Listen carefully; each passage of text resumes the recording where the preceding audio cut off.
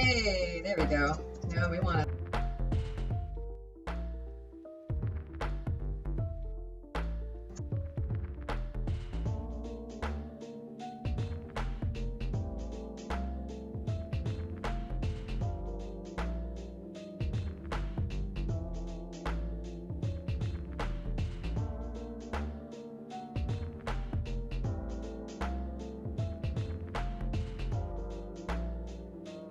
I don't know why this keeps muting, but it's very annoying, and I don't like it, but it keeps happening. It makes me sad. I think because there was water on my touchpad. The mic audio dropped out. Still have your background. Yeah, I know. It's because I hit the mute button by accident. So now you should be good. Yep, I'm back. Hello. It is time for stream time. It's going to be a good stream. I found out one of my favorite background musics is actually copyright free, so that's sick. So they did this big shout out saying streamers go nuts. So I was like, okay. So I'm wearing my Zelda shirt because for now it might get too hot in here because it's summertime, and that means it's a bit toasty. Hello. So I was originally just gonna make cookies. And then I realized, I also need to make dinner. And there was roast on sale. So I thought, you know what I'm gonna do? I'm gonna do both. So you guys get dessert and then dinner. Hooray! We got 2 new followers since we last had a stream time, so that's pretty cool. We got one of my buddies, he joined in, and then actually, funnily enough, one of John's friends, who's a fellow Canuck. Hi, Dan! I'm not recording this. Oh no, I didn't hit the right button. Anyways, I hit the recording button. Oopsie. Anyway, so he was in the stream and he was like, oh man, you're making cookies. That's dope. And then he followed me. So thanks, Dan. That's pretty dope. So today we are going to be making my cookie recipe, which is apparently well beloved and known of and dreamt of by is he online? Oh, he is. Hold on, let me just message my homie. Cookie time, bro. I'm just messaging him because he was the one who's like, oh, I remember when you made those cookies. They were so good. Let me know if the sound balance is good. I think it should be. If you guys can hear or want the background up, I can do that because I figured it out. Hooray! It's a good time. But these cookies are super easy. From a cookbook actually that I got on Christmas in 2001. I was 9, so that was cool. I was 9 years old when my mom got this for me. It says from my mom and my dad, but let's be honest, it was my mom who snagged this for me, and it was a good time. So, which is one of the books I really learned how to cook out of, alongside, hands-on with my parents. So this is called Chocolate Oat Chippers. It's stupidly easy, but it's stupidly good. So because this is a kid's cookbook, it's actually broken up into the sections of things that you'll need.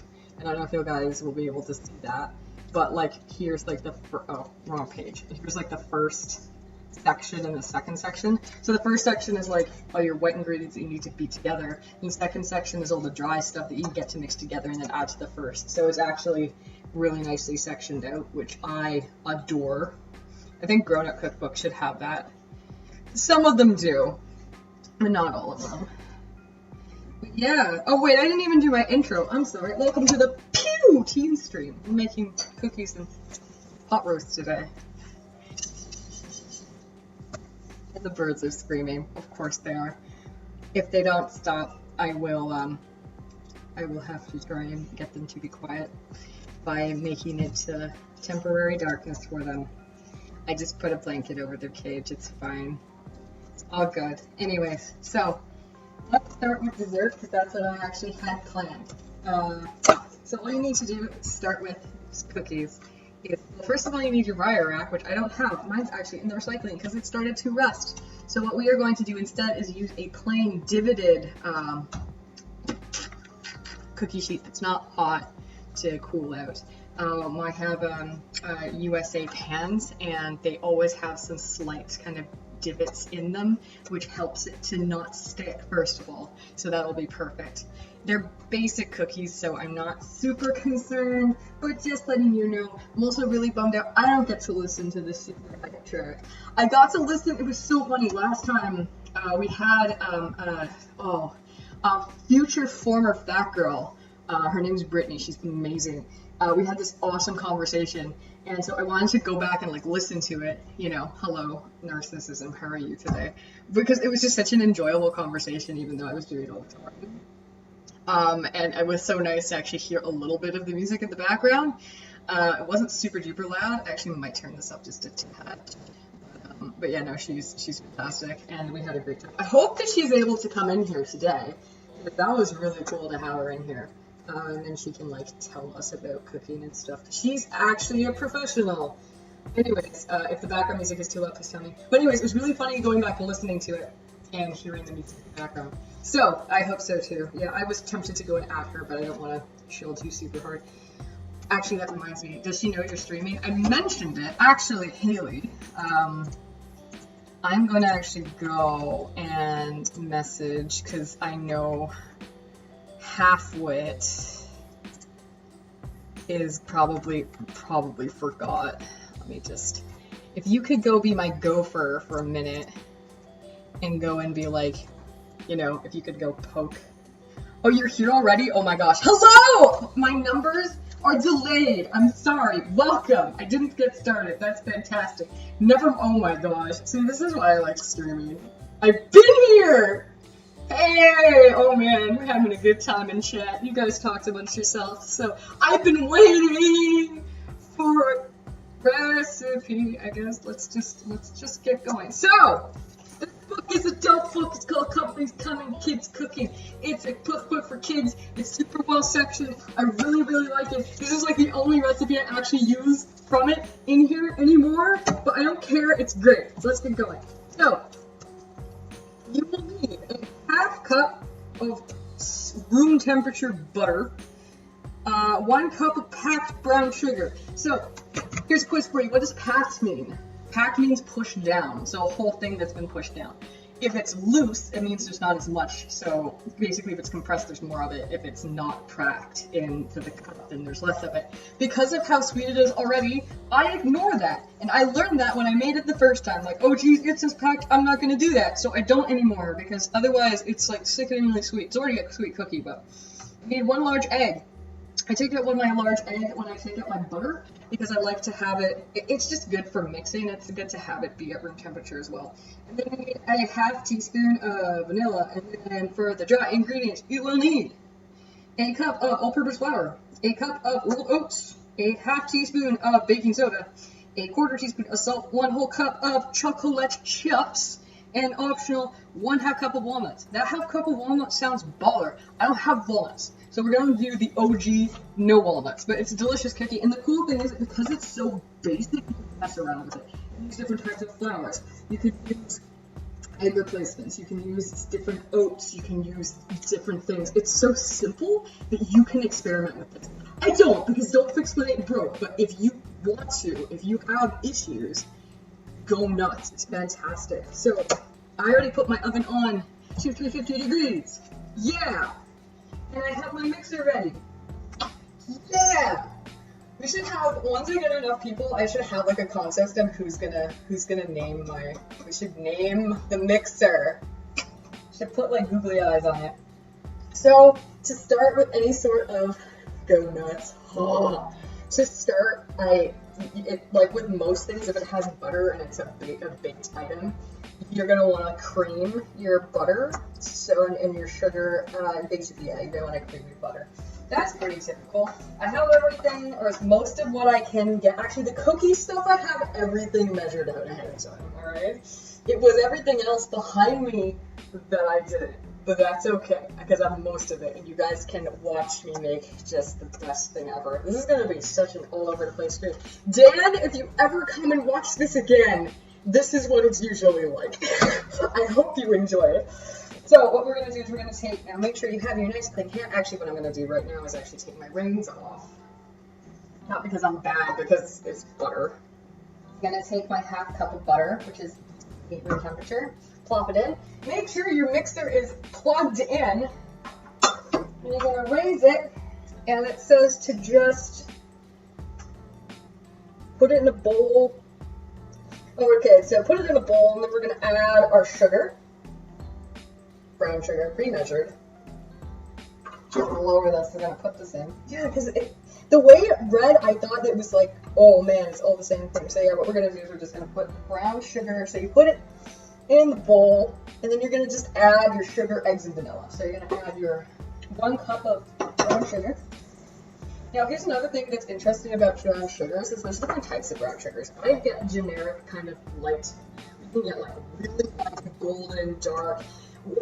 All that means is how much molasses is because put into it. That's all it is. It's brown sugar is sugar with molasses. Fun fact. So then what we're going to do is we're going to add our egg. Now, like last time, we don't want any shellage, so we're just going to break it into the. Notice when I don't think about it, it turns out really, really well, and I can do it one-handed. But another thing is that I find this shell isn't as hard if I open it using one hand. So as you can see, we have our beautiful egg that we've opened, and we're just going to put it directly into the bowl. And then we're going to take this hot mess and put it in the laundry machine a little later. And wipe off our hands because of you. Then we're going to add the vanilla. By the way, if you guys are wondering, these things are called baker's bowls. You can get them at Lee Valley. I had a great video about never buying brown sugar and then mixing it up on them. You do you, boo. I mean, you can do it, but it's one of those things, I so rarely use it that it's just, I might as well just have it on hand just in case.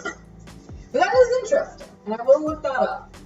Maybe, if I remember. Hopefully. Thanks for sharing. It's in chat, so if you guys are interested, you can check it out. Alright, and then you're just going to mix this bad boy on medium heat and medium speed until smooth. You can, of course, use a hand mixer. I don't have one, and I have this, so I might as well use what I have. Now, you might want to start on low and then increase it just so that you don't have like explosions. But just let that go in medium for a bit. You want it to get decently creamy and nice. So it started to mix up a little more, so I'm just going to increase that. Now, the butter isn't as like room temperature as I'd like it to be, so it might take it a little bit longer to start to mash out, but because I did have it out for around 2 hours, it should be okay.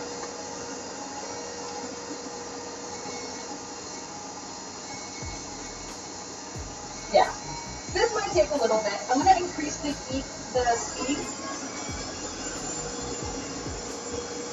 Again, I got this when I was, I got this when I was 9 years old. Like, I just turned 9. So, you know, now that I'm older, I actually know, you know, it says to use medium speed, but in this case, because of various factors, I don't have to. This mixer is the KitchenAid, like, industrial or pre-industrial. The more, like, the non-industrial are the ones that actually flip back and are generally smaller.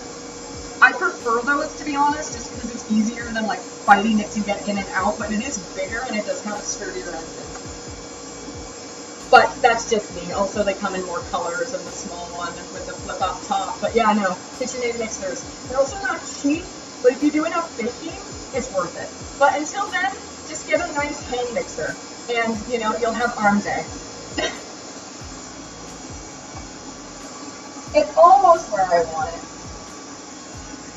I could do it now, but I still see some decently large butter chunks, so I'm not going to worry about that for now. Again, this is where one of the more experienced you become.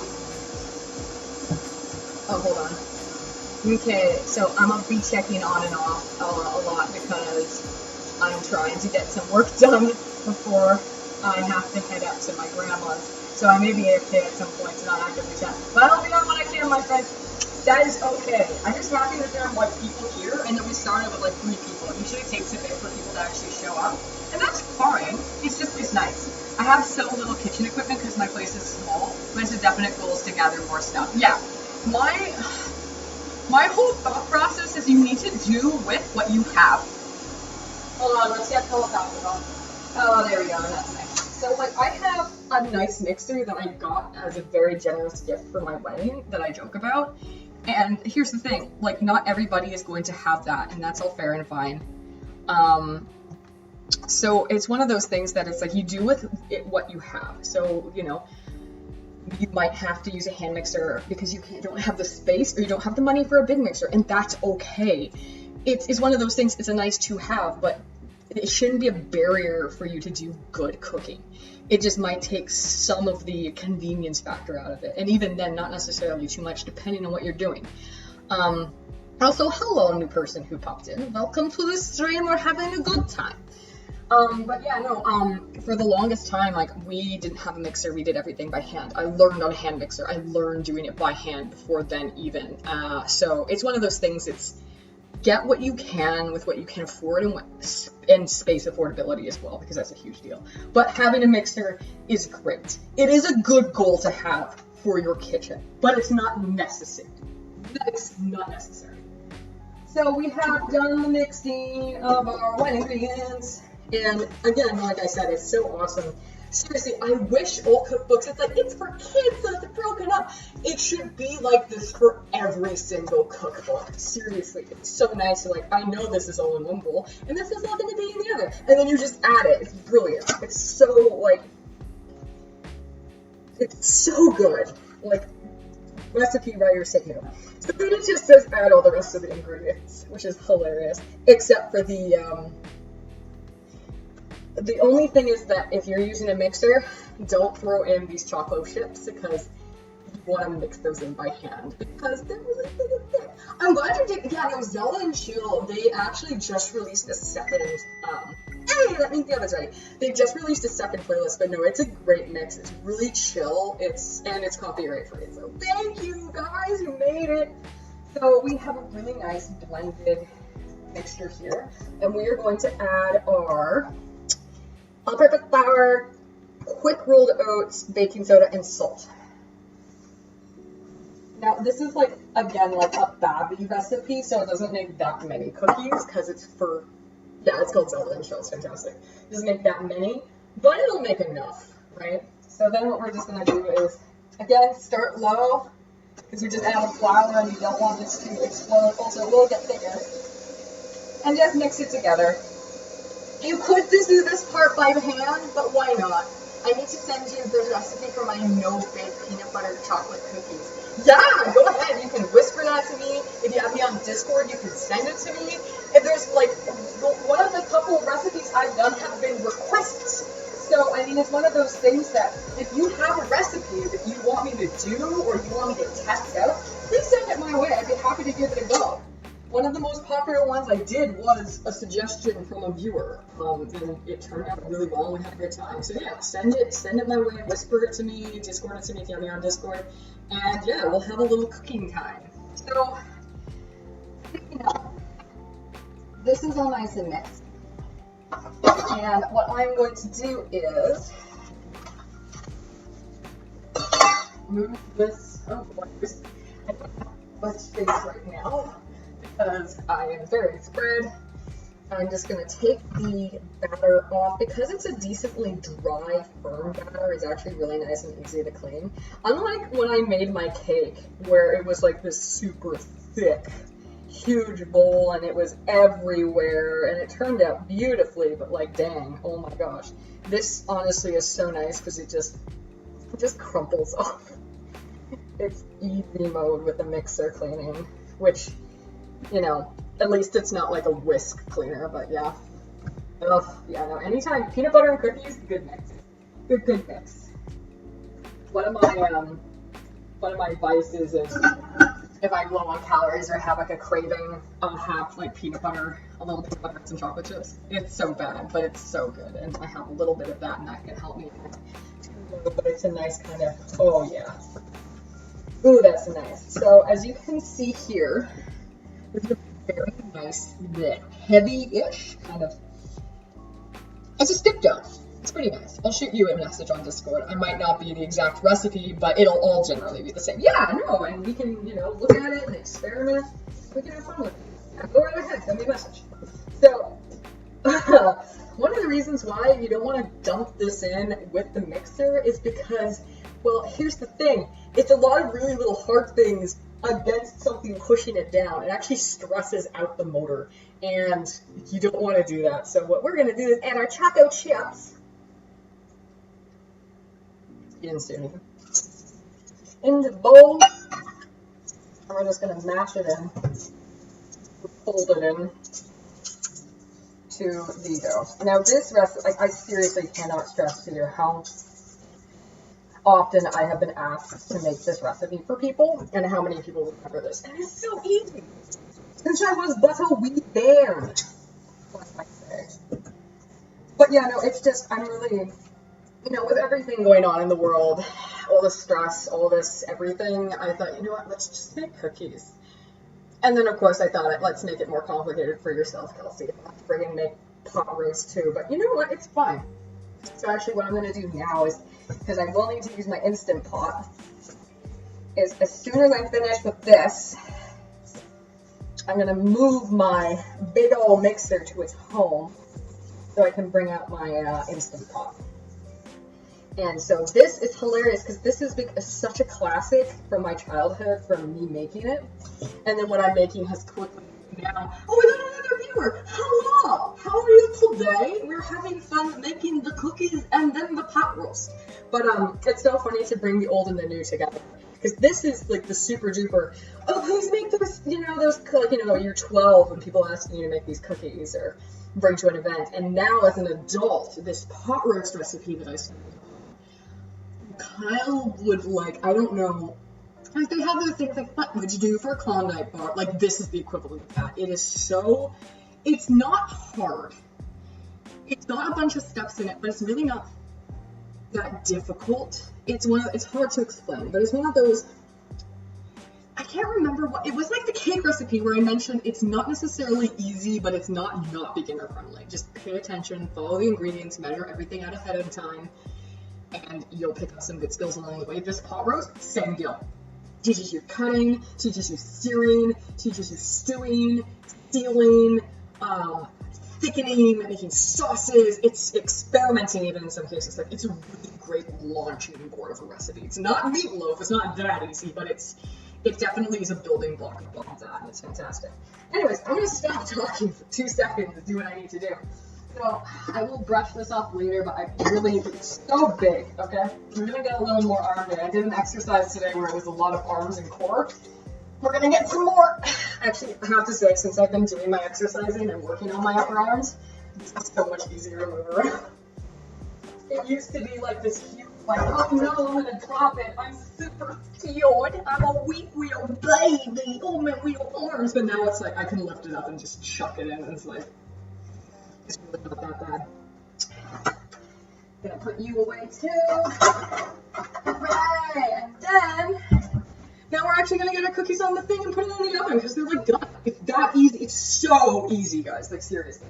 And as for upping your chef skills, start small. Make like a stir fry and then like make it bougie. Like it's really not that bad. It's one of those things like yeah, it's a skill. And you can go to school for it, and there's a whole host of science all about cooking. It can be stupidly complicated, but it doesn't have to be for you to be good, right? So just, you know, that's the best thing I can teach you. Like, in Ratatouille, it's like, oh, anyone can cook. It's true, right? You might not necessarily be great at it. You might never be amazing at it, but anyone can cook. It's true. Stir fry. Yeah! Yeah, you know? You don't have to be John. I'm just gonna throw it in the microwave. I don't care. I don't have an attention span. Give me food. You know, you don't have. You can if you want to, but you can also make it fancy if you want to. Like that's the joy. Stir fry, meatloaf, pasta, roasts. Even these are all things that you can. Hey, look, he roasts himself on that. Okay, I'm just spitting the truth that he already spat. It's old news. Okay. But the thing is that all the things that I just mentioned, you know, omelets, okay? Even those things can be stupidly complicated. They don't have to be, right? That's the joy of it. So it's really always up to you, all right? It's always up to you. You just have to practice. They say, I was watching this one guy. Now, what do they say for the, they don't actually say, oh, they say around tablespoonful. So I'm really bad. It's just me and my household. So I'm just gonna like make these myself. So this is around a tablespoon, all right? And you put it down and it makes, how many does it say that it makes? 3 dozen, all right. That's fair and fine. And like you can round these using a scoop, you can round these using your hands. It really, they're gonna be baked, so it's gonna be fun. Just, it's really, the size of the cookie really depends on you, on what you have, what you're making it for, and it's really up to you. Just know that cooking times and spread will change if you are using like a bigger or smaller amount of dough per cookie. It's just something to keep in mind. It's not a hard and fast rule, but you also want to generally try. If you do, like, no matter what size of cookie you have, try and keep it generally the same so that there is uniform cookie and size. So again, you could, one of the tricks actually that I was taught and I don't like very much is if you take 2 spoons, do another, and you kind of like scoop it up like a salad and you round it that way. I don't like it. I've never been able to master that. I think it depends on the spoons that you use, but I much prefer grabbing it myself by hand and just rolling it. You know you love cookies, Dan. There's the other Dan. Hello. You have another Dan. I don't think he's here right now. If he is, he's being very quiet. But you're OG Dan. It's just funny that there is another Canadian Dan has joined us. It's safe to mention. So yeah, there we go. So Dan, OG Dan, not new Dan, who I really do hope is here. Like he was fun. He's also pals with John. So anybody who's a pal with John is okay in my books, to be quite honest with you. But yeah, no, that'd be cool if he came in here. But alright, so yeah, this is a little bit too big, but yeah, no, it doesn't have to be perfect, but you do want to try and get it the same, you know, it's all good. I'm glad you guys are liking the background music, and I'm really glad that I looked to make sure it was copyright free, so yay! We're learning! I really do enjoy doing these streams with you guys. It's a lot of fun. Like, we're actually getting more people regularly watching, which is really cool. Like, in the past 2 streams, we've been from, like, you know, it's just, it's before it was, like, maybe 1 or 2 people, like, 3, now there's 4, there were 5. So, yeah, it seems like more people are kind of stopping in, which is fine and fun, and you know, we get to talk and learn things. And yeah, so what we're gonna do is we're just gonna keep doing this on my pan until it's full. I'm thinking what would be fun is if I got a fishbowl with random topics, so if things ever get quiet in chat or people aren't asking questions or anything like that, I can just like get a topic. Yeah, it's kind of cool building a community, I have to say. What really, oh, it's so funny, we were listening to a stream and we were talking about integrity, and like, John, the guy we follow and I moderate for, he was saying like, I get the opportunity to get thousands of dollars in sponsorships a day, and I'm like, now I know why he turns it down, is because it's not necessarily something he believes in, and he likes to grow his connection with brands organically and stuff, and honestly, I 100% agree with him. I like to call myself a filthy capitalist with a heart of gold, and I like, you know, I wouldn't like the idea of just taking money for money's sake, you know, and selling something I didn't necessarily believe in. But at the same time, when you're just sitting there like, I have no job, that'd be really nice. Like, dang. Well, I like, it's like growing a community. You know, you want it to be organic. It's gonna take time to grow, and it's really cool to see those numbers starting to gradually go up, that is happening, which is, you know, kind of cool in a way, you know? But anyways, I was seriously thinking about getting this. All started with a conversation about a fishbowl, with having topics in it, and if things ever got slow, I could just pull out a topic from a fishbowl and be like, so how about X, Philip? And it would never be anything like super like spicy. One thing actually I was watching a clip off these guys called I can't remember what they're called. Abe and Abba and I can't remember the names. Oh my gosh, it's gonna drive me nuts. Anyways, but it was just hello, hype indeed, good sir. Welcome to the stream. But they were talking about people like basically why you're gonna be single forever, and I thought, wow, what an interesting topic. Let's see. Oh man, I'm missing people talking. Holy cow! I feel the same. I would never sell something I don't. I never was something I don't believe in, but if it's a good price, and something I would use something blah blah blah. I'm so sorry. And it's something good and it's a good price. I do believe in that. That's what money would be changing. Yeah, I would also love it if you put stuff into a fishbowl and it's mostly stuff to ramble about. But it would be nice to have other income source where you wouldn't have to choose to get. Yeah. This is one of those things. So I like the idea of the fishbowl. I'm sorry, chat. Oh my gosh, I've never had it go this fast. Or when I do, I'm sitting down and we're talking because there's nothing left for me to do. Oh my gosh, then there's 6 of you. Hello, we're making cookies. How are you? Welcome to chat. Welcome to my chat, fam. Alright, so I think I can actually do one more row. Some of them are starting to get a bit bigger, but you know what? That's okay. That's just how the cookie crumbles. It's okay, don't apologize for engaging. Fun fact, that actually is good. Cookie fam! That's good for my metrics. There's actually like, however many unique things. Cookie crew, yes! Oh, that's so good, guys. Holla. But there's all, if you have so many X unique conversations with people, that's actually...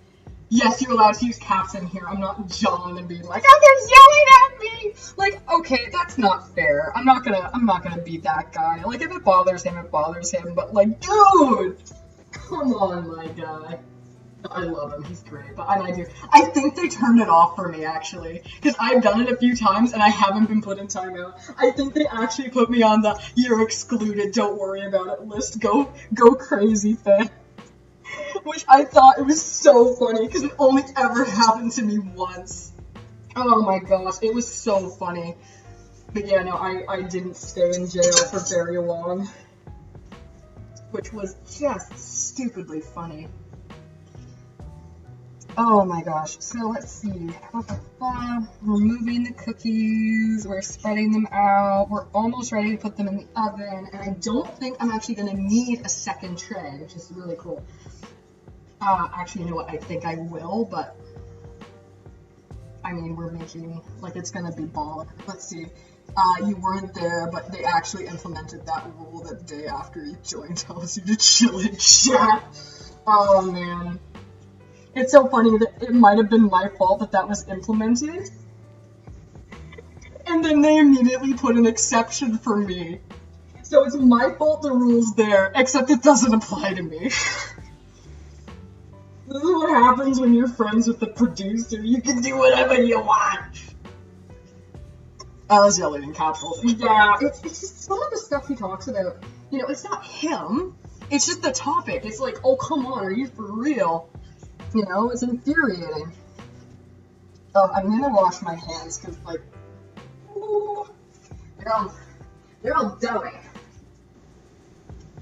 I don't think it's me that's bringing the people. I think it's the fact that I was able to put music in the background and people tend to like that. That's what I'm going to assume is the case. We get passionate. Yeah, we do. Yeah, exactly. We're expecting. Yeah, and it's also on topics that it's weight is deeply personal and fitness is deeply personal. It's for a lot of people. So it's one of those things that, when people make statements, when people are wronged in that arena, it's people are going to have something to say, right? It's a big deal. So we're going to just pause for a second, and here are the cookies. They're decently the same size. We do have a little bit of left, and it's 10 to 12 minutes. So this oven is kind of the devil. And we're going to put it in for 10 and then double check. I find that these generally go on the lower side. But yeah, no, it's one of those things that the topics are usually on things that people really care about because, you know, like John's works his butt off and he's lost like, what, 170 pounds? There's a lot of factors tied into it, like with mental health, with physical health, people's lives at stake. It's in terms of their physical lives, it's crazy. So, you know, people have stuff to say, and when things are wronged in that arena, it's a big deal. Like when you, like Megan, I don't know if you guys follow Hey It's Megan, she's a blast. I talk with her sometimes, and I hang out in her Discord, and she's just fun, but like she's been through a lot, and she had surgery, and she was a part of, you know, initially in the mindset that, you know, health at every size and body positivity until her health wasn't, you know, her health wasn't health at, oh yeah, she has the Discord. I'll send you the link to it later. The thing is like, she was healthy at her size until she wasn't healthy at her size. And she has such a wonderful, nuanced position on it where it's like, no, you can't be healthy at every size, but you should still care for yourself and love yourself at every size, and you should love yourself enough to be the best you can be. And the best you can be isn't always going to be like super thin, but it does need to be healthy. It does need to have good food and exercise, and, you know, she basically takes what I feel, which is, you know, don't be an asshole to other people or yourself, but there comes a point where to not be an asshole, you need to better yourself. And she puts it in such a good way, and she's been through a lot. And I mean, I have too, but not necessarily in that same arena. But there's a lot of parallels, and she's able to put it in such a way. She's also a graphic designer, so she's actually able to make it look really nice. And I'm like, you son of a bitch! But no, she's great, and she's able to put it forward in such a positive way. So if you guys don't know about her, haven't seen her stuff, it's Hey It's Megan. She's fantastic. Also, she has like her Patreon thing at the beginning is so funny because she put the "I love you, bitch. I'm never gonna stop loving you, bitch." It's so funny. Oh, we got some chatter. Yeah, it's one that makes sense to be passionate about that. It's personal. It's just like someone claiming to have a disorder and illness because it makes them seem more unique when there are people seriously struggling with it. And would give anything to not to have it. Yeah, it's true. Exactly. It's like what happened with I'm not going to go into it like crazy, but with Tess Holliday. And if you guys don't know, Tess Holliday is a very well-known plus-size model who, you know, is proud of her body, and or at least says that she is, and she is very, very overweight, but she's like, don't care, which is all fair and fine. But then she went on to say she was anorexic. And here's the thing, that either she was not okay with her body and she's lying, or she's lying about being sick, and either way, it just was a hot mess. And I think that she does have something going on, because people don't lie about those things either way. So either way, I hope she gets help. But for the love of all that is holy, like, it's just stop. Just stop. You're nasty. Stop. Get yourself some help. You did an interview. Oh, hold on. You did an interview with John at the beginning of the live stuff. Yes. Is that saved somewhere? I didn't catch it when it was live. Amberlynn reads it. To say she was malnourished or something makes me sad. Here's the thing: is that okay? Now, first of all, for the first question, yes, I did. It was like the first interview with John on the Discord. It did not go well technically. I have it saved. It was taken down because of copyright in some earlier stuff, but I will try and find a way to put it back up. But honestly. Oh, thank you. I like the Zelda T2. I seriously might take it off because it's really hot in here. But point being, there were so many technical difficulties. The sound was so bad, but it was really cool. And we did talk about like mental health challenges and a lot of the stuff that we kind of covered here in this discussion today and what we generally talk about.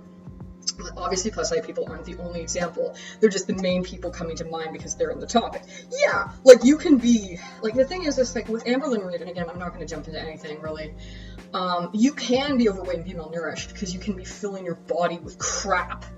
and suffer from deficiencies. It's totally possible. So she could, technically speaking, be suffering from malnutrition.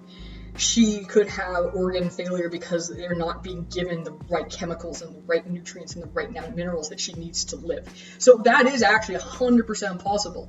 There's a difference between starvation and malnutrition. They can go together, but you can also have too much and have too much of the wrong thing, and that can also cause you to be malnourished. It's 100% possible. Is it likely? Not necessarily, but like, you know, it's one of those things. Oh, and you sent me the recipe. Thank you, Bobby. I appreciate that. Anyways, let me get back to it. Sorry. Also, thanks for the other person who popped in. Hello. We're just waiting for cookies to finish. And before I get started on my other thing, because that's just how we roll here. But, yeah, no, she could absolutely have malnutrition. It's just sad. And you're right. It's not necessarily just bigger people. You can be smaller. In that, like, it's just, if you are in an extreme place with your body in any direction, there's a problem. And in loving yourself, you should solve that problem. People should not be unkind to you because you fall in either extreme. You should not be unkind to yourself because you fall in either extreme. You should do the kind of thing and work on improving yourself, and people should support you in doing that. And there's nothing wrong with that. That, I think, is the crux of the issue, and I think what should just be blasted everywhere. Just don't be a dick, and work to be the best that you can be. And yeah. So yeah, no, it's not just big people. It's small people too. Like I am working and essentially volunteer on John's Discord and help out people who are on one side and the other of the spectrum. We've had a lot of people who need to gain weight or need to gain muscle. And I know this isn't good. I swear it's usually super lightweight, guys, but I'm glad you're enjoying the conversation because most of you are sticking around. So, you know, cookies and cheddar and good stuff. But it's really, I've really learned and seen that both sides need just as much help. Is there, ironically, on the larger end of this. It was so funny because I was the one who actually found the article and messaged it to Rachel about the whole, Aviation Association needing to change their what is the average weight for safety of flight for individuals. I sent that to her, but like it's so clearly, there is a bigger problem on the bigger side because there's more of it. Just statistically speaking, you're like looking at like what, a quarter or 1/5 of all children in the U.S. are classified as obese, not just overweight, obese. It's a problem, but that doesn't mean that the other problem doesn't exist and is as valid, and both deserve our attention and care, and to not be dicks about it. Basically, make sure you're as healthy as you can be kind to yourself, be kind to others, just don't be a dick. Don't be a dick to anyone. Don't be a dick to the mirror, don't be a dick to your neighbors. That's it. And if you have questions, do research and talk to people. That's it. Reach out. So, cookies! Seriously, it's gonna be 2 minutes. I'm actually gonna be really bad. Cookie dough. I haven't had cookie dough forever. I feel like I've earned it for that rant.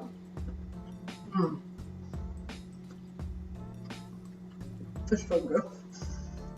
It's so simple. It's so good. I'm just gonna put this.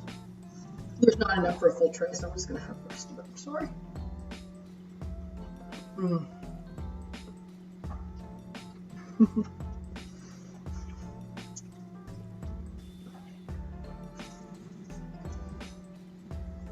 The thing is, so there's like all these channels. Yeah, you can eat it frozen. These get a little bit on the tough side, but you're right.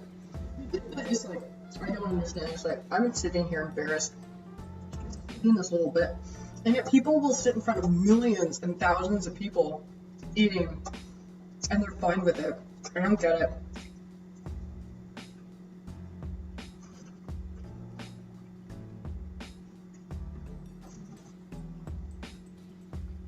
I don't get what's so entertaining about this. It's not even mukbangs. It's not even mukbangs, okay? It's not even mukbangs. Like, some of the mukbang just means eat with me. And there's some people who just politely eat a normal amount of food and they get tons of views. Nothing crazy. you know, mukbangs are a whole other thing, like what mukbangs have become. But, you know, the typical just watching and eating with me thing, to me it's like, that's crazy.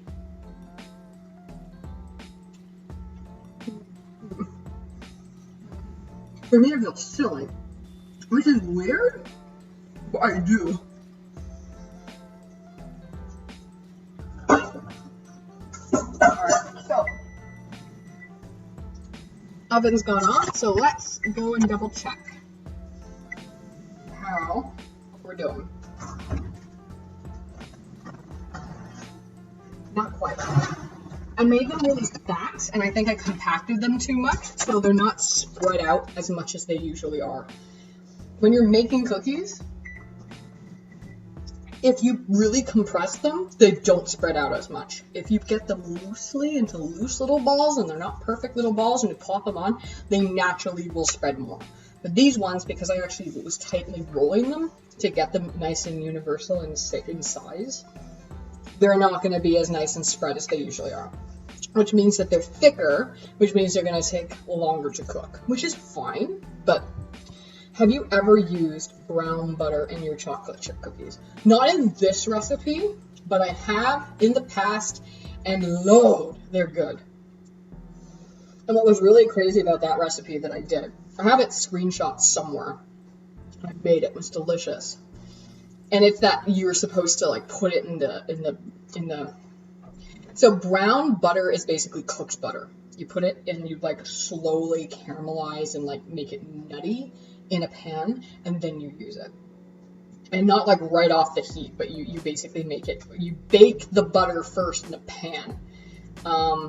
It basically makes it really nice, and yeah, it's just below burnt. It's like brown. It's very nice. And what in the recipe that I made in this one was crazy. You put it in the fridge, and there's actually something chemical that happens.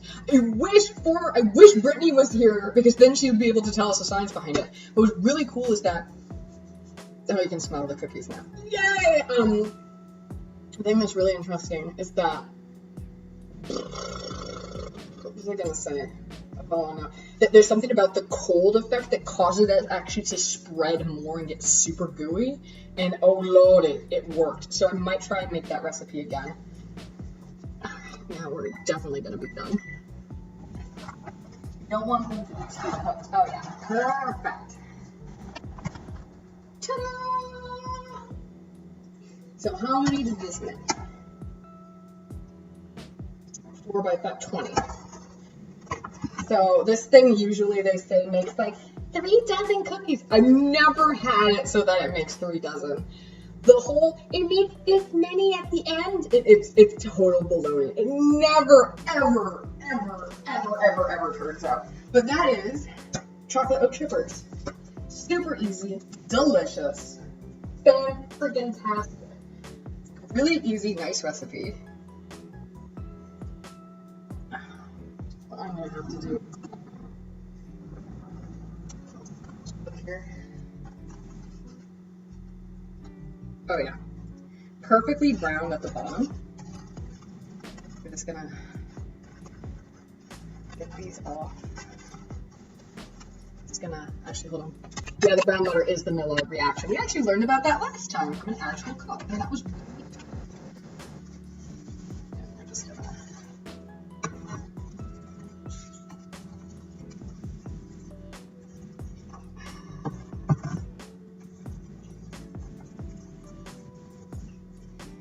and then we just get them loose and let them sit on here for around 2 minutes so that they kind of continue not to cook but to firm up a little bit. And I don't have my cooking rack, as I mentioned. So while we wait here for a couple minutes, I need to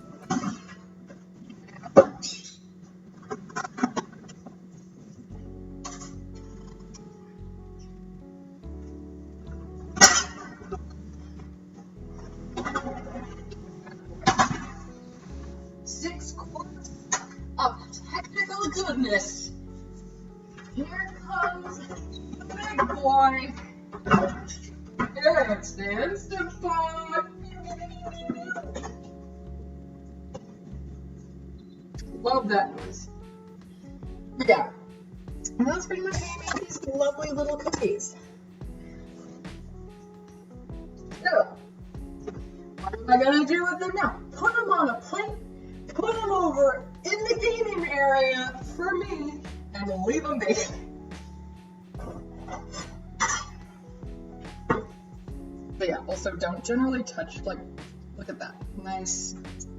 Nicely brown bottoms, not burnt. Perfect.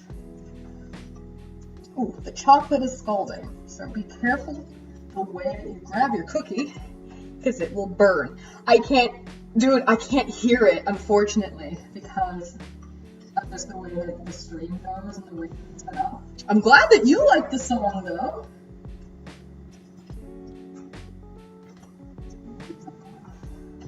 What I might do is drop some of these off at my neighbors upstairs. Oh, yeah. So don't do what I'm doing right now, because that is scalding hot. Scalding hot chocolate. Ooh. That hurts. It's delicious, though. It hurts so good. Come on, baby, let it hurt so good. Sometimes love don't feel like it should have, baby. Hurts so good. Ow. Experience in the oven. Oh yeah, fairy fountain. I love a fairy fountain thing. My favorite, I think probably my favorite Zelda song is the Ballad of the Windfish. Love that song. Alright, you made a couple of cookies. They're delicious. Hell yeah. Note to self, pick up some more melon. I've done a dubstep fairy fountain music and I love it. Yeah, no, the remixes for Zelda are just Fairy Fountain is fantastic. I love Fairy Fountain, it's great. A lot of the music from Breath of the Wild 2 is just spectacular. Just the story and the mood and the music was like its own character. In Breath of the Wild, it just hit. It was so perfect. The use of a piano and I can't remember the name, but there's Asian string instruments, general string, with the mainly led by the piano. It was like it's its own character. It was astounding. I actually have hold on. Well, first of all, I need to. I'm not flex, but first of all, I need to make sure, and you'll see why, that my hands are the cleanest hands in the world. Alright? Cleanest hands that ever have been clean. You'll see why in just a moment. Birds might start, but that's okay. Hold back. Stop.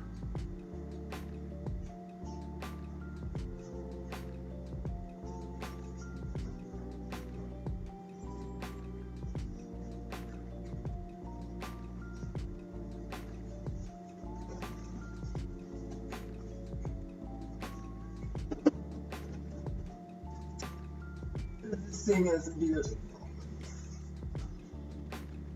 This is the super special edition Breath of the Wild box.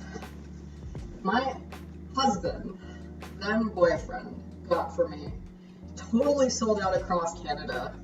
And he was able to find like one obscure Best Buy in the United States. It was gonna ship to me. It is just amazing. And it came with a map, including a Switch Sheikah Slate carrying case for the Switch, and a 24-song soundtrack with some of the best songs in the game. So this thing, he almost threw out the box too. Like, no, I'm keeping the box. This box is like, keep the box. It's a good box. And like, look at the art on it. It's just, oh, she's a beauty. Anyways, I'm gonna stop flexing my awesome nerd stuff and get back to it. Oh, again, Needless to say, I'm spoiled by my husband, and like I'm so spoiled. That's the threat. Oh, hold on. Okay. Oh, hold on. Gotta go head to my grandma's now. Thank you so much for a fun time. I really enjoyed it. Have a good night. Never know. Also drink water. That is the threat. Okay, you have a great time at your grandma's. Be safe. Drink your water. Give her lots of hugs. Tell her she's awesome. All that stuff. 'Cause grandmas are great. Most grandmas are great. So, now on to part 2. And arguably the most interesting part of the... Oh, that's where that went.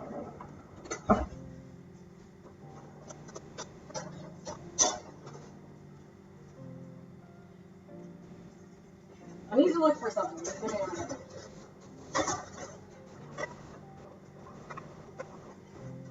Sorry, we'll be right back. There we go, that's right. So, what we are going to be making now is the best hot roast just ever. Okay? So, what we're going to do first is get most of our ingredients over on this side to get started. Most. There's a lot. Okay? Like I said, this isn't necessarily hard, but there's a lot of steps. So I have here a 2.25 2-kilogram or around 3-pound sirloin roast that I got on sale. And if you don't know anything about roastings or meats and stuff, a little bit, I'm not the master at this, but here's the thing. You want it to be as dry as possible, because if there's extra moisture, it's going to kind of take away from the sear that you can possibly get. So I let this sit out at room temperature to settle. It's been patted down. There wasn't that much moisture in it to begin with, but that way it will basically help to get the best sear, right? Because moisture and oil, water moisture, they aren't friends. So the less moisture there is on the outside of your meat, the better the oil is going to take to it and the better the sear is going to be. Same goes for if it's room temperature. Alright? So I wish I had 2 screens, but I don't have to, and I'm being at everywhere, and oh my gosh, people are sharing my links on the Discord when they shouldn't be. You guys shilling for me? I mean, I'm not mad, but I just said we get 1 person, not the whole squad. Not complaining. Not complaining. I just don't want this to come back and bite me. So what we are going to do is take our big old roast. There's tons of different types of roast and different types of meats that, you know, you can get, and it's going to result in different things. But what I have in here is my spice mix. It's not exactly what they say to make, but because I use what I had, remember that's my general rule. So it's salt, kosher salt, seasoning salt. I don't have the seasoning salt. Black pepper, dried parsley, don't have dried parsley, dried thyme, rosemary, garlic powder, and onion powder. So it's just a shoot ton of spices, just a ton. It's fantastic. And what we're going to do now is we are going to basically rub this all over the roast. All right? All right. So what we are going to do is scoop this up. Yeah, you wouldn't think there'd be this much moisture on it, right? But there is a lot more moisture on your roast than you think. Take it out and dry it out. And what we are going to do is we are going to take all this nice mixed spices and herbs. We're going to just load on this bad boy.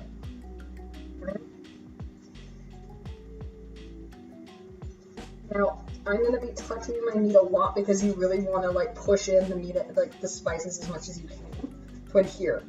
I also do this on a kind of enclave sort of dish that's big so that if it falls off, I can just put it on a different side. But yeah, we're going to just layer and lather this whole thing in just all the spices. Just all of the spices. And even if some of it is like, you know, it doesn't stay on when it's cooking, it'll still be used, and you will see why. Alright. Yeah, see, it's all coming off the sides, but that's okay. You can see what the before was. And you can see now it's like perfect, like it's really nice and seasoned. It's just gonna be awesome. Put some on the fat side, you're gonna put some on the non-fat side. You're just gonna really wanna rub it in. This is why when you're working with meat, you really wanna have clean hands, but that's okay. Alright. This is another reason why you want it to not necessarily be super duper wet so that you can push it in this way.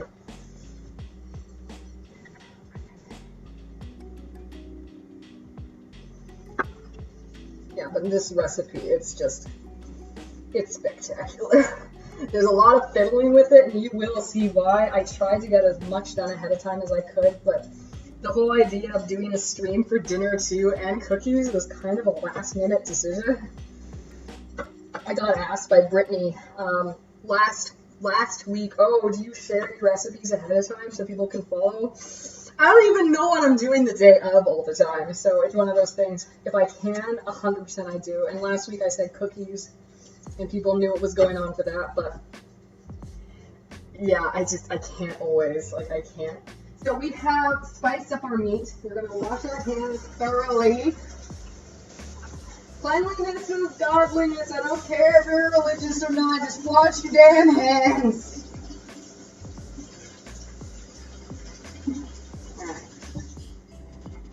Whew.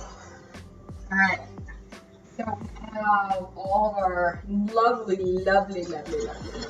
Now I just got this roast because it's on sale. Some roasts might be more ideal than others, but don't worry about it. Alright? So what we're gonna do now is look at the instructions again because it's a bit complicated. And why you gotta go make things so complicated?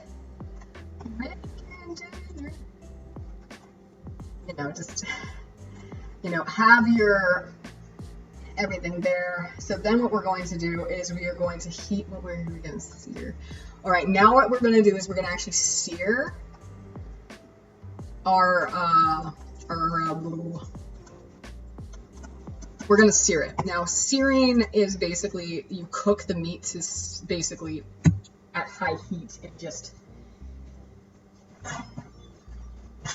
help to make it nice and tasty, and yeah, it's fine, just shut up, it's fine, don't worry about it. So what we're gonna do is get your plate over here. Now what I'm gonna do is actually follow down a little bit more into the recipe. I've done this a million times, you think I know what I'm doing, I don't.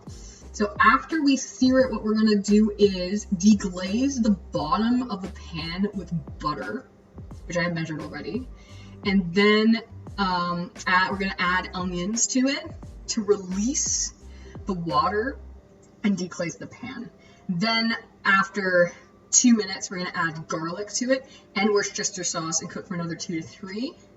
And then it should be clean. And I've done this a number of times. Like there can be stuff really stuck. The type of oils moistures released from the onion actually really, excuse me, are really quite good. So then after that, you put in a trivet, you put in the meat, and then you put in broth, and you put in mushrooms and all that stuff, and it's a good time.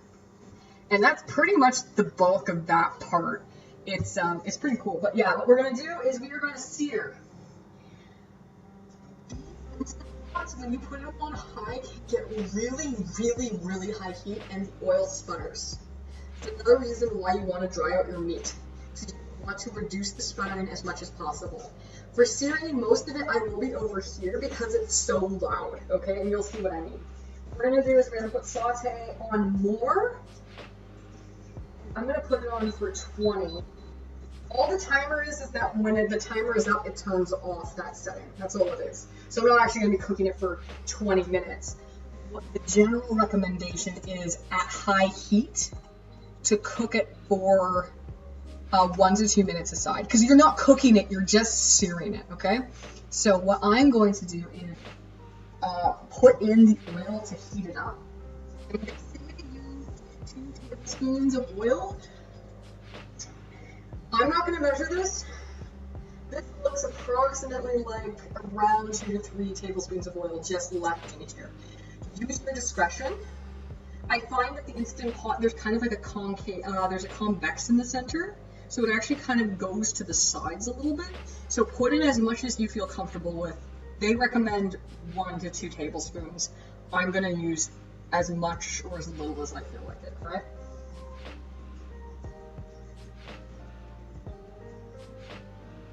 Even though I'm drizzling it in the center, it all pools to the side. So that was around, I'd say, at least a tablespoon. The thing is that it's like you're trying it. You really want it to be, you want the oil to be hot as well as the pan, right? So as soon as this starts to get hot enough, and it will kind of be clicking and telling us a little bit, you know, the Instant Pot will be letting us know. You can also put your hand over the heat a little bit to see how hot it is. And, you know, that's pretty much how you do it. But then what we're going to do is we're going to take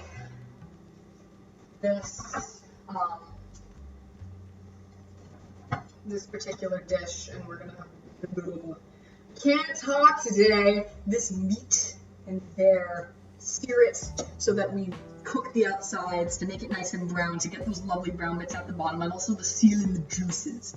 It's kind of like cauterizing it. That's exactly what searing is. It's cauterizing the meat. Keeping all that good stuff inside. But it works. So we're just gonna be patient and wait for it to warm up. You don't want to put it in when it's not warm enough, because then you have to wait for it to heat up, and that means it can really stick to the bottom. If it's super hot, it's gonna be a clean sear. All right, that's what you want. It's like, imagine in the war, you're waiting for it to come to heat. Like, oh no, I just wait for it to get warm enough, Colonel. Don't worry about it. No, you put it on when it's hot. It's the same idea with the meat, okay? The meat that you're gonna eat, not the meat you want to save. It's the same idea, though. All right, but yeah, no, it's just, don't worry about it. I still have to do one really interesting, messy thing. That you guys are going to laugh at my terrible wrapping skills, because I've tried this a number of times. I'm still garbage at it. Good way to look at it. Yeah, it is a good way to look at it. It's just super friggin' grim, but what are you going to do? It's fine. It's fine. Don't worry about it. Don't worry about it. It's going to be a good time. Yay. But yeah, this is what I usually do is at this stage, after I see it. Look at this. Lovely. It smells really good too. It's such an easy little spice in here. It smells so good. Alright, so I can actually smell the oil cooking. So I know that's a good sign. I can also see it's starting to make a sheen at the top. Alright. It's starting to get warm. I'm not going to put it in just yet. It says that it's on. It doesn't say that it's hot. All I want is food. I know, I'm sorry. I can't type. I'm sorry, yeah, me neither. Don't worry about it. That's why I'm talking. It will say hot when it's hot enough on the Instant Pot. I bet Kiki can both wrap and wrap well. Ha ha. I can wrap. I used to be really stupid good at wrapping presents, and then I got dumb and kind of forgot. But no, there's wrapping presents, and then there's wrapping using tinfoil and wrapping with tin. There's now 5 of y'all. Hello, people who have popped in. How are you doing today? We did make cookies. That's not a lie. Look, I did make cookies. Look. I wasn't fibbing. It's just I thought, you know, I should also make dinner. But yeah, no, so these are the beautiful cookies that I made. It's delicious. I rip the wrapping paper all the time. I don't do that. Yeah, so here are the cookies. They're stupidly warm. Yeah, they're really nice and good. And I ate some with the dough on stream. People got jealous. Sorry, guys. The funny story was, for people who are just tuning in, that I'm like, let's make cookies. I realized I don't have a plan for dinner. We got this roast that was on sale, so why not show two of my favorite recipes? One from when I was a baby and the other one from now. So, two birds, one stone, I guess, you lucky dogs. So we're just waiting for the oil to heat up to sear our big old slab of meat. Oh yeah, check it out.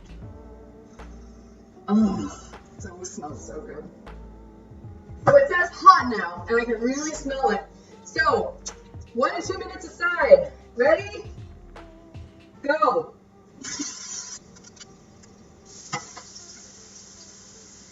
Dinner and a show. So what I do is I put it on for 2 minutes, just so that I can kind of keep track of it. But yeah, this is one of the reasons why I'm over here now. It's because it can get loud. It's not as loud as it can be, but geez Louise, man, it can get really bloody loud. So I'm just gonna hang it over here and flex with my Zelda gear, because I got a lot of Zelda gear. But yeah, no, this is a great recipe. It's chaotic, it's chaotic but doable. It's like that cake recipe that I made. Just a lot of steps, but if you measure it ahead of time, if you read it carefully, then pretty much anybody can do it. And it's a great skill. It's a really great recipe for introducing skills. I'm trying to convince James to make it, to surprise a certain someone, because I'm like, this thing is bomb. You're just like, I just like stirring stuff in my Instant Pot. This is literally what it is. It just looks bougie, alright? But you see what I mean about the noise? And I don't just mean this noise, I mean that noise.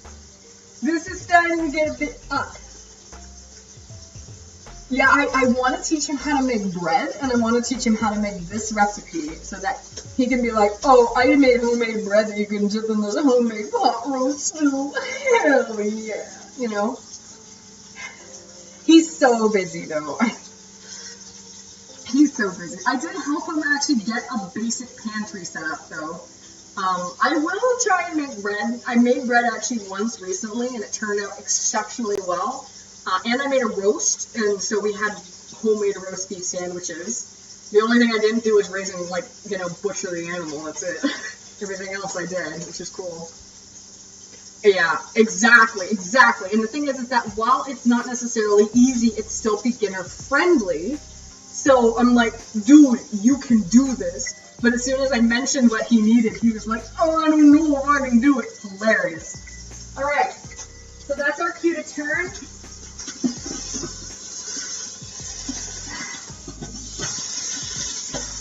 These things can be awkward.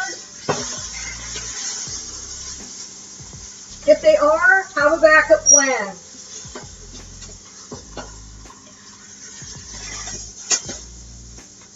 Perfect.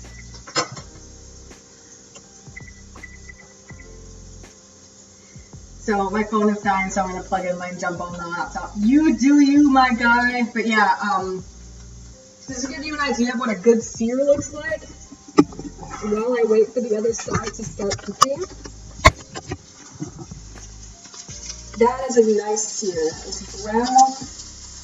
It's not burnt. It's just brown and clearly sealed up, right? That is an ideal sear. It could even have been a bit darker, but that's okay. It'll do the job just fine. The color also will depend on the actual cut of meat, how much fat is in it, how much oil you use, how hot the pan is, how long you left it in. Tons of factors will determine the look of the sear, but whether or not the look is ideal or not, it'll work. Also, my fire alarm might go off because it picks up everything. So if that happens, hopefully hubby will get up and save the day. He usually does. Actually, he always has so far. But if you hear a fire alarm, everything is fine. It's just our fire alarm is sensitive to even high temperatures. Nothing is necessarily in there. It's just keep that in mind, okay? So what we're actually going to do is we're going to sear every single side. So both tops, the sides, and then the tops and the tops. So there's going to be a lot of finagling and leaning against the sides, and that's fine. But just, we want as much flavor and as much sear as possible. Because the sear gets the brown bits, which helps get the nice juice base going. Alright? Alright. So,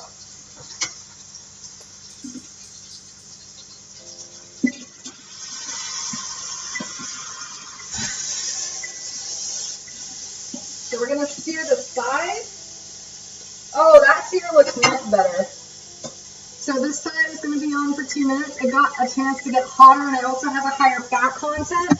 So I'm actually going to take you and show you really good sear. Look at that. That is perfectly brown. Not too dark. Perfect. I know I showed you earlier, but I wanted to show you again because that was a better example than the first one. All right. There we go. Oh, and Brittany, you missed another Brittany.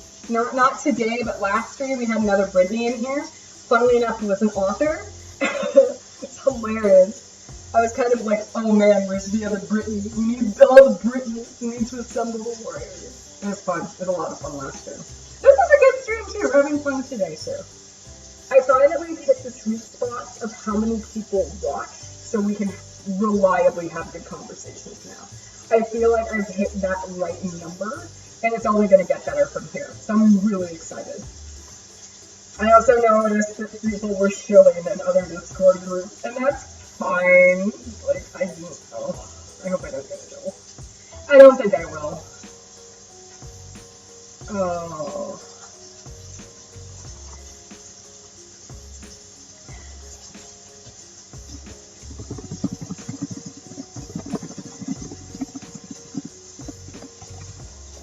You know what? I don't need to do that. I'm gonna just exit.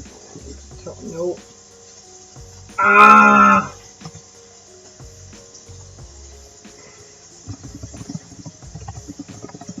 Oh, good lord.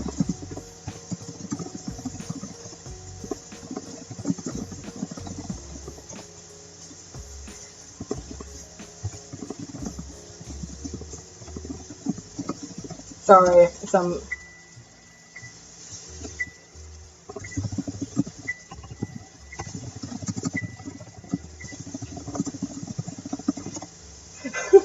Sorry, I'm just mad dash typing to my friends like, I have to go! Oh, man! Alright. You know what, let's just do that there. Ooh, nice brown bits! Yay! Alright. But yeah, no, it's gonna be a good time cooking.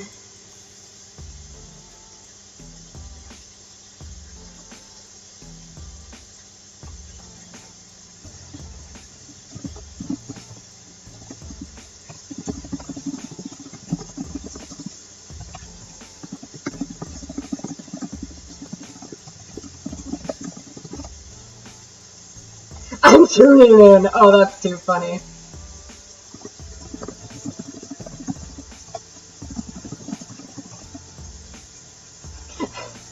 Oh my gosh, this is chaos. Sorry, I feel like I should put a pause whenever I do this. Anyways, yeah, the serum part isn't super duper exciting, but it'll turn out pretty great in the end. It's one of those things, it's just worth it to do. Oh, okay. Yeah, it's just like a little bit of going back and forth to sear in all the meats, but it's worth it for flavor. It's just awkward. First of all, it's 1.2 something kilograms, so it's around 3 pounds, and you've got one arm and it's tall, so you gotta try and figure it out and lean it against the right side, and it's hot, so it's like, what do we do? Yeah. I'm glad you guys are liking the music. I was super happy when they said streamers go nuts with it last year. That was really cool. For those who are wondering, it's just called Zelda and Chill. It's pretty great. I used to listen to it when I worked, not at my last job, but the job before that. It was a good time, and it turned out that one of my coworkers listened to it as well because he was a delightful nerd. So.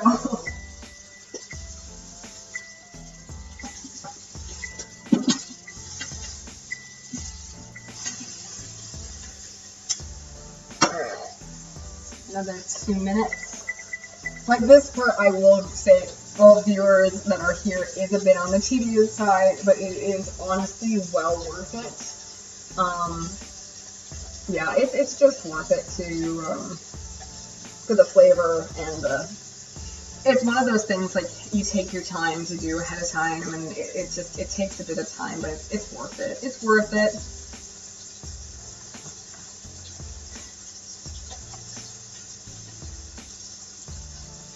Oh my gosh, it's so funny. Sorry, I'm getting messages.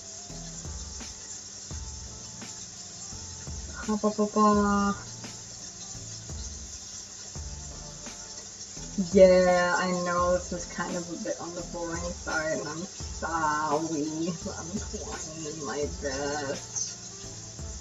Ay vey. Sorry, this isn't super duper exciting, guys. I am trying. We're almost ready for the next part, which I guarantee is far more exciting. It's gonna be better, trust me. I think there's just one more side to sear, I promise. Is there? Yes, there is. It's almost done. But yeah, no, this is one of the reasons why you want it at the right temperature before you sear, because it makes it so much better. It makes it a better sear. It's just a good time. How many times can I say sear in a short period of time? A lot, apparently. Oh, this is so tedious. Oh my gosh, I'm so sorry, viewers. I know. There's not as many people chatting, which makes this a lot more boring than it usually is. I'm really sorry. When we were waiting for stuff in the oven last time, there was a lot of chitter chatter, so it was a lot more exciting, but people are busy and listening and can't chat, which is fine. I'm happy you're here. It just makes things a little bit more interesting, which is why I need a topic fishbowl. Hear it. Yep, one more side is here. And then we get to deglaze the pan with the onion with butter, and then okay. So what we're gonna do is once this is finished, we're gonna take it out and we're gonna deglaze the pan with butter, 2 onions, a bunch of garlic, and some Worcestershire sauce. Now they recommend 1 tablespoon of garlic. I laugh at that and put more. Always put more. Oops, I didn't put the timer on. Oh, we're gonna have to just put it on for 1. That's fine. So we're gonna finish that up, and then we're gonna put it in on the plate again, and then what's gonna be great is when we transfer it back and we can put all the spices that fell off the roast into the Instant Pot. It's gonna be great. I think I know the third person who jumped in. If you haven't followed, please do. I appreciate it. Have a good time. This is just one of those weird we have to wait times, because that's what happens when you're cooking. So how's summer? How's the heat, fellow kids? I hope you like the music. It's gonna be a good time. Come on. Please hurry up. I have an audience. They have expectations. Alright, hold on. Let me just double check to make sure my instructions are good. Alright, so we're going to keep it on sear. It's 2 minutes, then 2 to 3 for deglazing. Alright, so it's done. So what we're going to do now is take out our beautifully seared sirloin roast. Check the puppy out. Look at this. Isn't this gorgeous? So beautiful. My lights are absolute garbage, so it's good. But this is the final product right here. A beautifully seared piece of meat. So we're going to turn this timer off. What we're going to do now is we're going to add our 2 tablespoons of butter. Alright? You want to leave it on the fast side for this, alright? So you're going to melt the butter. Alright? It's going to mix in with the bits at the bottom of the oil, alright? Uh-oh. Yep, yep. Keep going, keep going. Sorry, I just turned it off. About 20 minutes would be enough. It was not. Give it a second. It's going to get back to being hot. Yep, there we go. So now what we're going to do is we're going to put in our onions. And we are going to deglaze the bottom for 2 minutes on high. And what's going to happen is that the juices and oils and other chemicals are going to release from the onions, mix with the butter, and create a really nice non-stick effect at the very bottom, which will allow us to get the brown bits off the bottom of the pan, and it will become a really good part of our stock. So deglazing is actually a very important step. I might leave it in for a little bit longer than what's suggested because the heat did slightly start to go down. But even without adding in the garlic or the Worcestershire sauce, which further adds to the glazing effect, it's gorgeous. What I would really love to have is like a camera up here so you guys can see down during these times. Because I unfortunately can't really do much to show it over to you because it's all on one laptop, right? But it's already starting to come off at the bottom. It's not as clean as it's going to be at the end of the day because it takes something that it looks like it take a while to scrub. It's surprisingly little amount of time. It's so fantastic. So we're going to just keep cooking these onions. I'm going to put it in for an extra minute while it gets back up to the alternate heat because the heat is what helps to release the juices and the various components from the onion. So we're going to cook this for a little bit longer. Actually, it should be okay. Yeah, it should be fine. Yeah, already at the side, the stuff that looked like it was super stuck on. It's mixing in with the onion. Actually, what I will do is I will show you guys. Oh, there will be carrots. Just this is what it looks like. Mixed in with all the nice brown bits. It's delicious. It's absolutely delicious. How long does it take to cook fully in an Instant Pot? Around an hour plus, because it doesn't take into account the time it takes to actually reach pressure. So I'd say an hour and 20 minutes. But compare that to hours and hours on a pot or in the oven.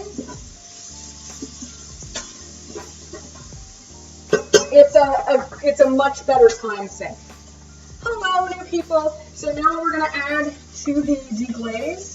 Yeah, no, we're literally taking something that could be 2 to 4 hours to 1 hour and 20 minutes.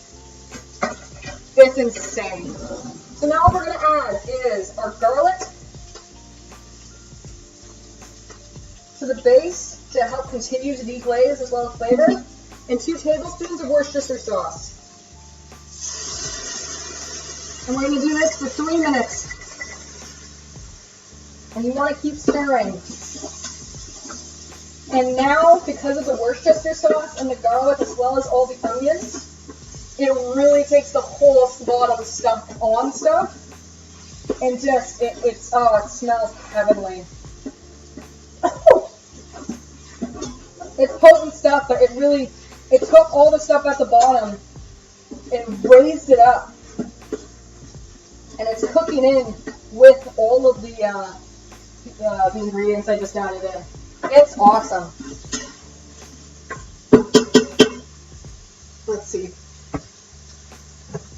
Yeah, no, roasts, Instant Pots honestly are, why isn't it spilling up? Weird. Yeah, Instant Pots are honestly, they're one of those things that you can get smaller Instant Pots, but if you can't afford it, they are worth it. They serve as a pot, they serve as a pressure cooker. You can make cake, you can make yogurt, you can make just about anything in an Instant Pot, really. You can use it like, because of the sear function, you can use it for just about anything. So while I let that finish up, yeah, it really helps get to the internal temperature. I definitely recommend the Instant Pot. They're fantastic. Oh, she can't make it. That's okay.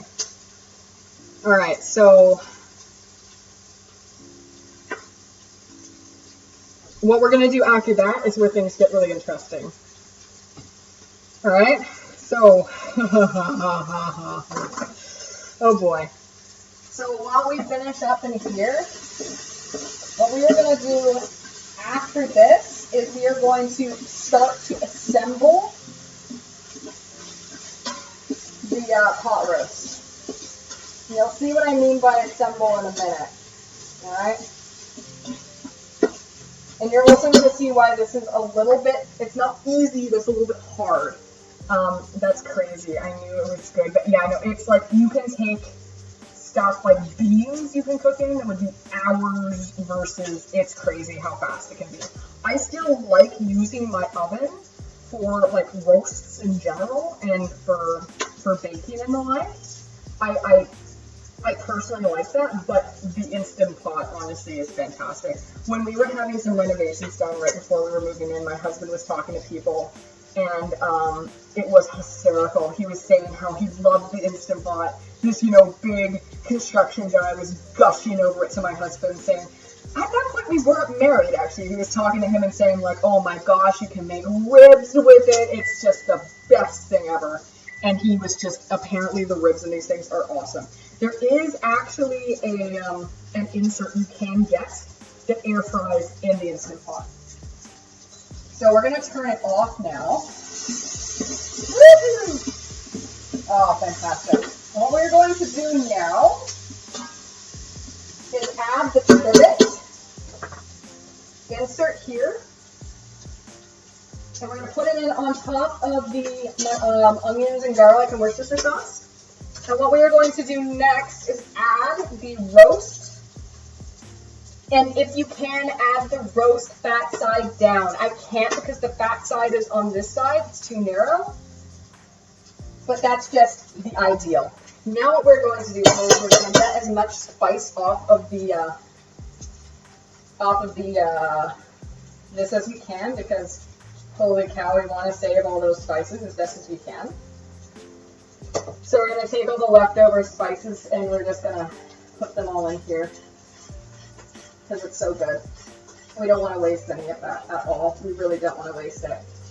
So we're going to put all of our delicious spices, our residual salts and rosemary and pepper and all that good stuff. And we're going to just plop it in there because next we're going to be adding our spices. Very nice Tiger Uppercut. I don't believe we've met Tiger Uppercut. Hello and welcome to my stream. We are having a good time.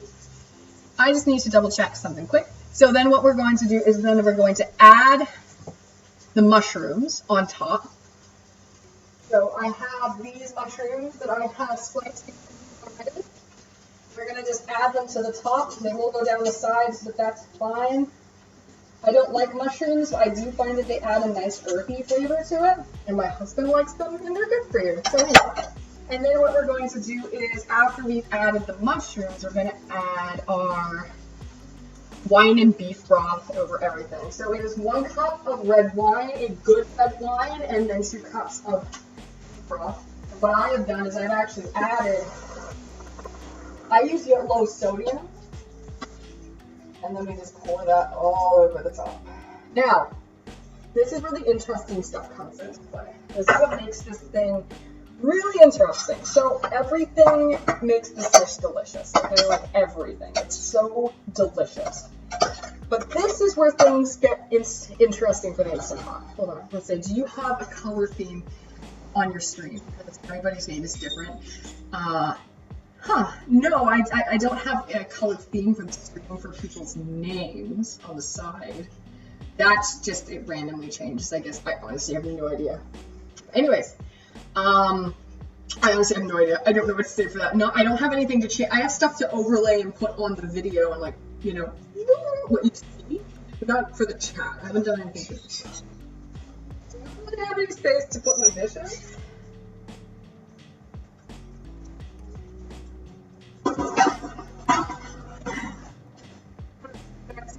Alright, we're gonna put them over here. And we need this. No, it's okay, you don't need to worry about it. So what we're going to do now is, like I said, when things get interesting. Oh shoot, oh, there's all the delicious stuff at the bottom. Ah! I hate when this happens. It's because it was at the end of the wine bottle, I think. But get on there, you bugger.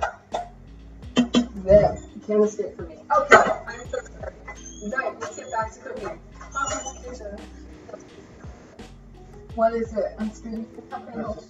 I remember the carrots. Of course I remember the carrots. I'm prepared, damn it! Okay, so this is where things get interesting. And where do you get? The audience says hi! He says hi, audience, or hi, chat. Whatever! It's a good time. So now what we're going to do is we're actually going to make vegetable packets in aluminum foil, alright? Everybody loves my big knives. Now it says to use baby carrots and small things. Hello, Josh. How are you today? We're making the good foods. So my mom used to have me do this for the barbecue, and it always would explode. So I suck at this, but whatever. We're still gonna have it. So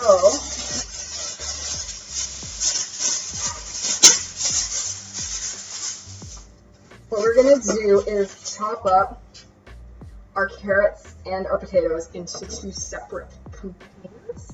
Hello, not extra viewers, other viewers, welcome. We are just finishing up stage 1 of the pot roast, and you guys get to watch me hopefully not cut myself on aluminum foil. So what I'm going to do is use a much too small cutting rack to cut the carrots into the sizes that I want them to be, which is around baby carrot size. So around this big. And we're just going to put them in the center. The thing that's really awkward is that when you seal it, if you have things pushing up against the top of the Instant Pot lid and it hits the little divot, it doesn't properly, seal, and it doesn't properly, do the thing it needs to do for the pressure cooking, because it's got a lot of safety mechanisms on it, which is great, but just keep that in mind. So we're just going to cut our carrots to the size that we want. If you don't have baby carrots or whatnot ahead of time, that's okay.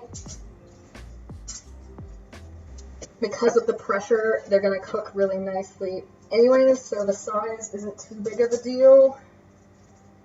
It's basically however big you're going to want them to be in a pot roast, so don't worry about it too much. Also, if you haven't followed, please consider following. We really appreciate it. We have a lot of fun here as a general rule. Not all the time, but most of the time we have fun. Don't laugh at me when I make my mistakes, or, it's a good time. Like, this is all very rough guesstimation, so don't... Like, I wanted this to be done ahead of time because it's so bad, but it's so bad you guys might find it funny, so So, I have my carrots.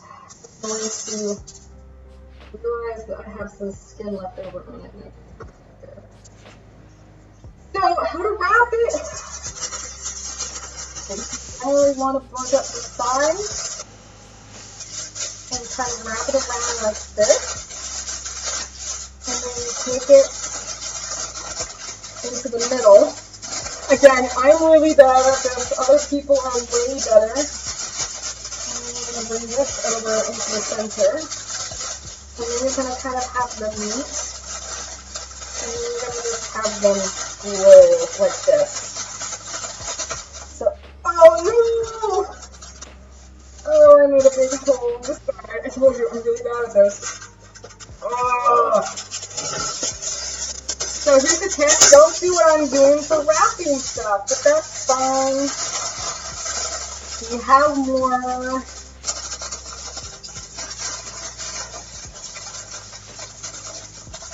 full French. Hold on, let me see this. Oh, now we've hit full mirepoix.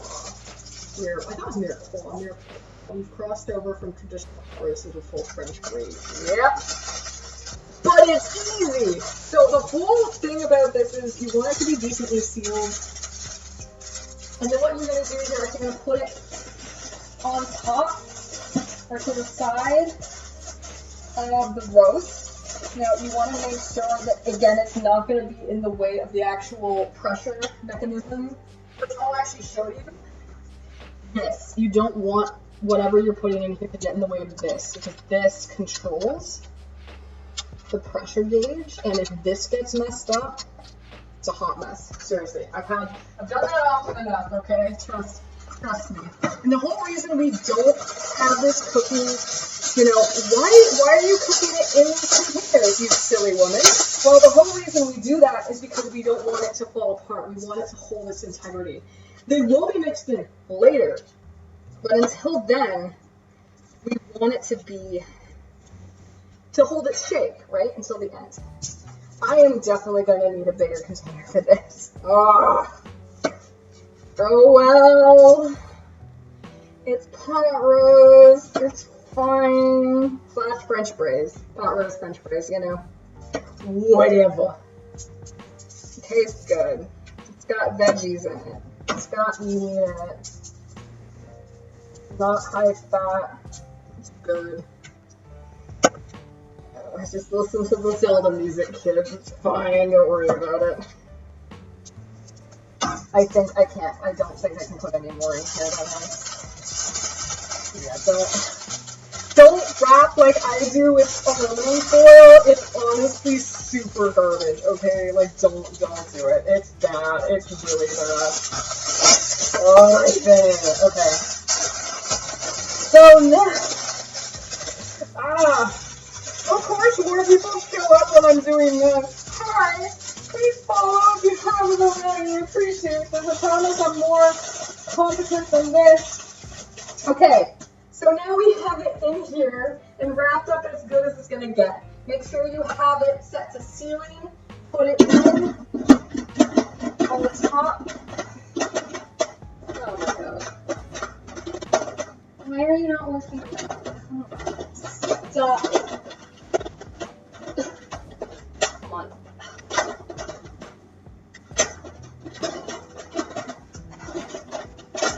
I'm really sorry. I'm actually decently competent with this. I don't know why it's not working.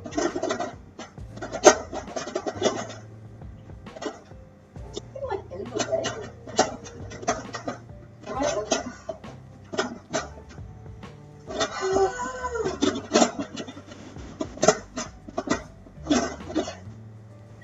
I've never had this happen before.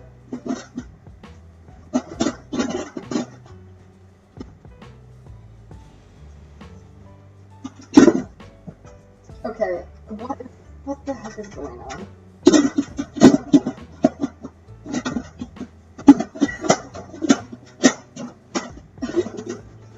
Okay, oh.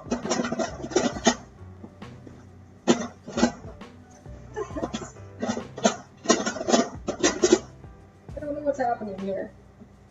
So,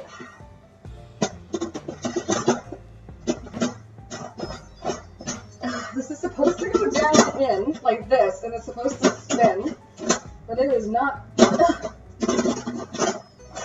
Oh my god. I was putting it in wrong the whole time. Oh my gosh. I fixed it so that once you figure out how to put the lid on and stop being a total, like, just, oh my gosh. You're gonna kick pressure for 60 minutes, so you have to put it on high for an hour. So it's going to take around 20 minutes or so for it to come up to temperature, and then start to cook. And I made sure that it was nice and clear, so it shouldn't be an issue. And then after that, you naturally release it for 15 minutes. You do nothing for 15 minutes before you open it. So just give me a minute. Oh my gosh, that was so terrible. Oh my gosh, hold on, I need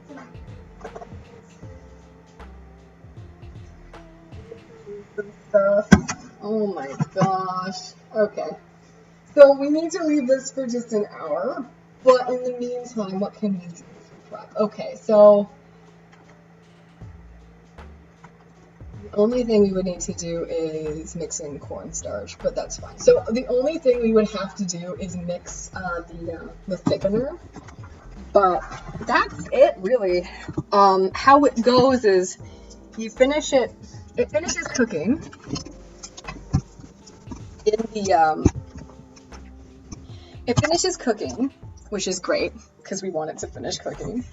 And then what happens is that you let it sit for 15 minutes, which is called a natural release. When you don't touch the pressure valve at the top of the Instant Pot, this is called a natural release because it slowly releases pressure.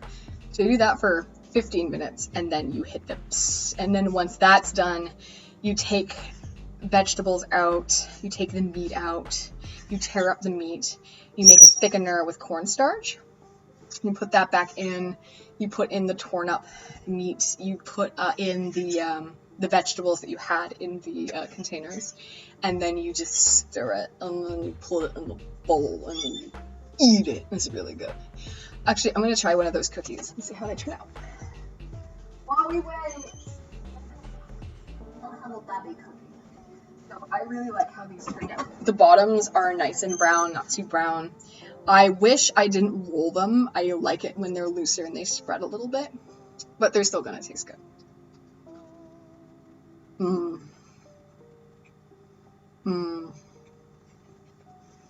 That's really nice.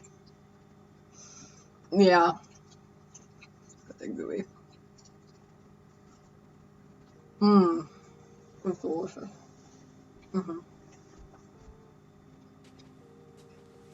I know some people don't like chewing noises. I'm really sorry.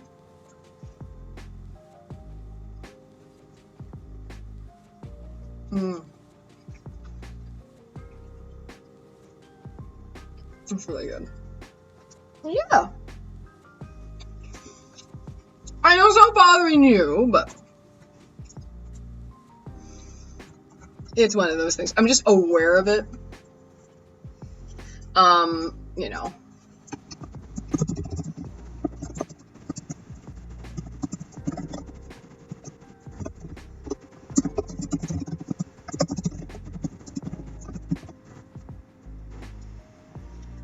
Yeah, it's just like there's some people who pop in here who I know, like, I think it's called Misonia. People, like, when you can't deal with the sound of chewing or, like, food noises, mouth noises.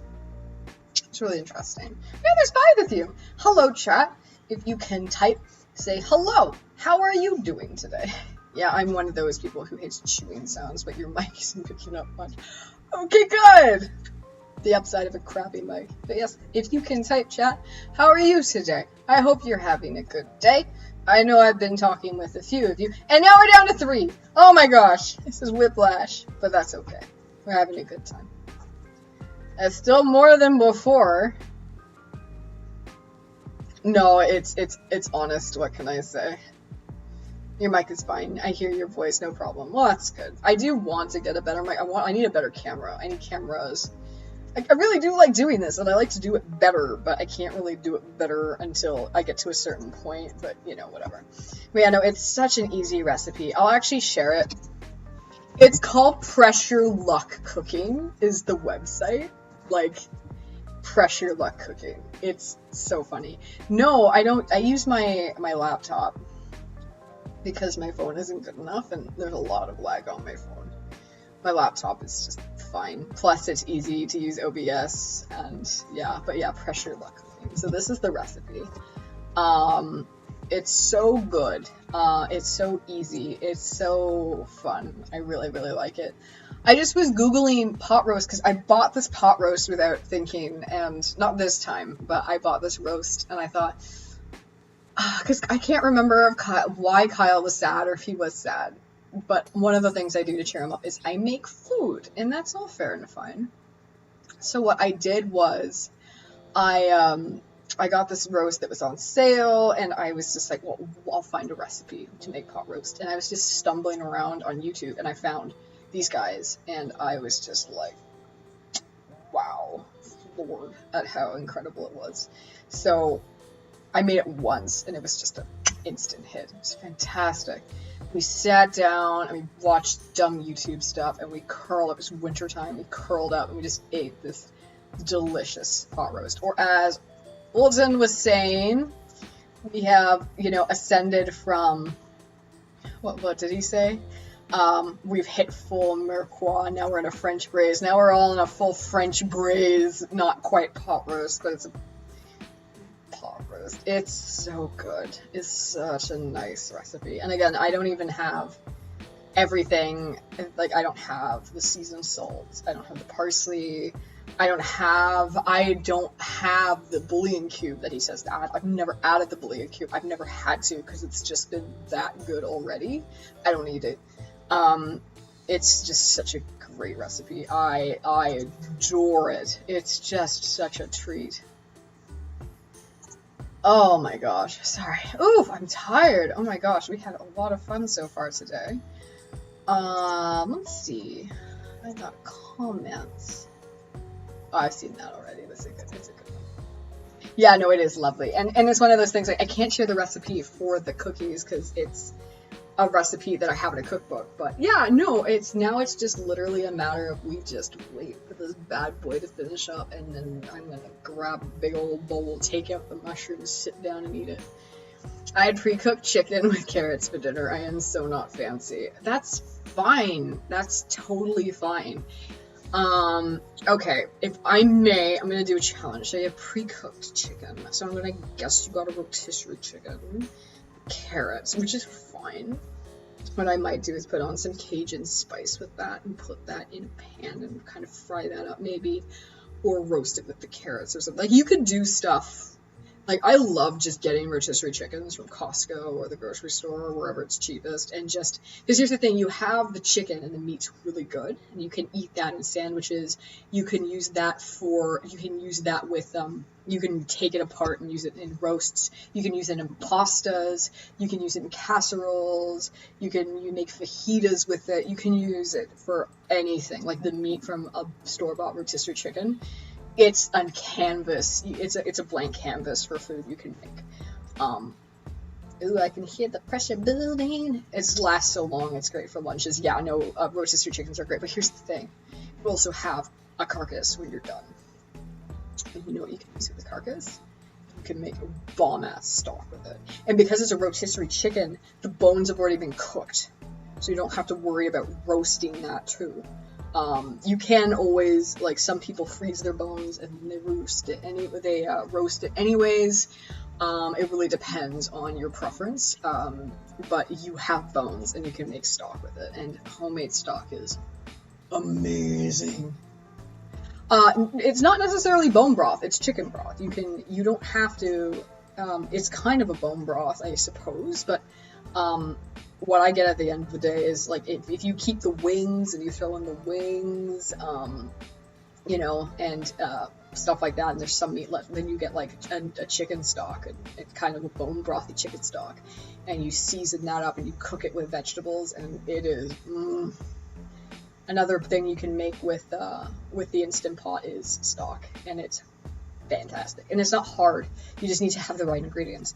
I was so pissed one time. I actually made a broth and it turned out terribly, and a lot of the reasons it turned out really badly was because I was missing some things, and I tried to experiment and make it myself.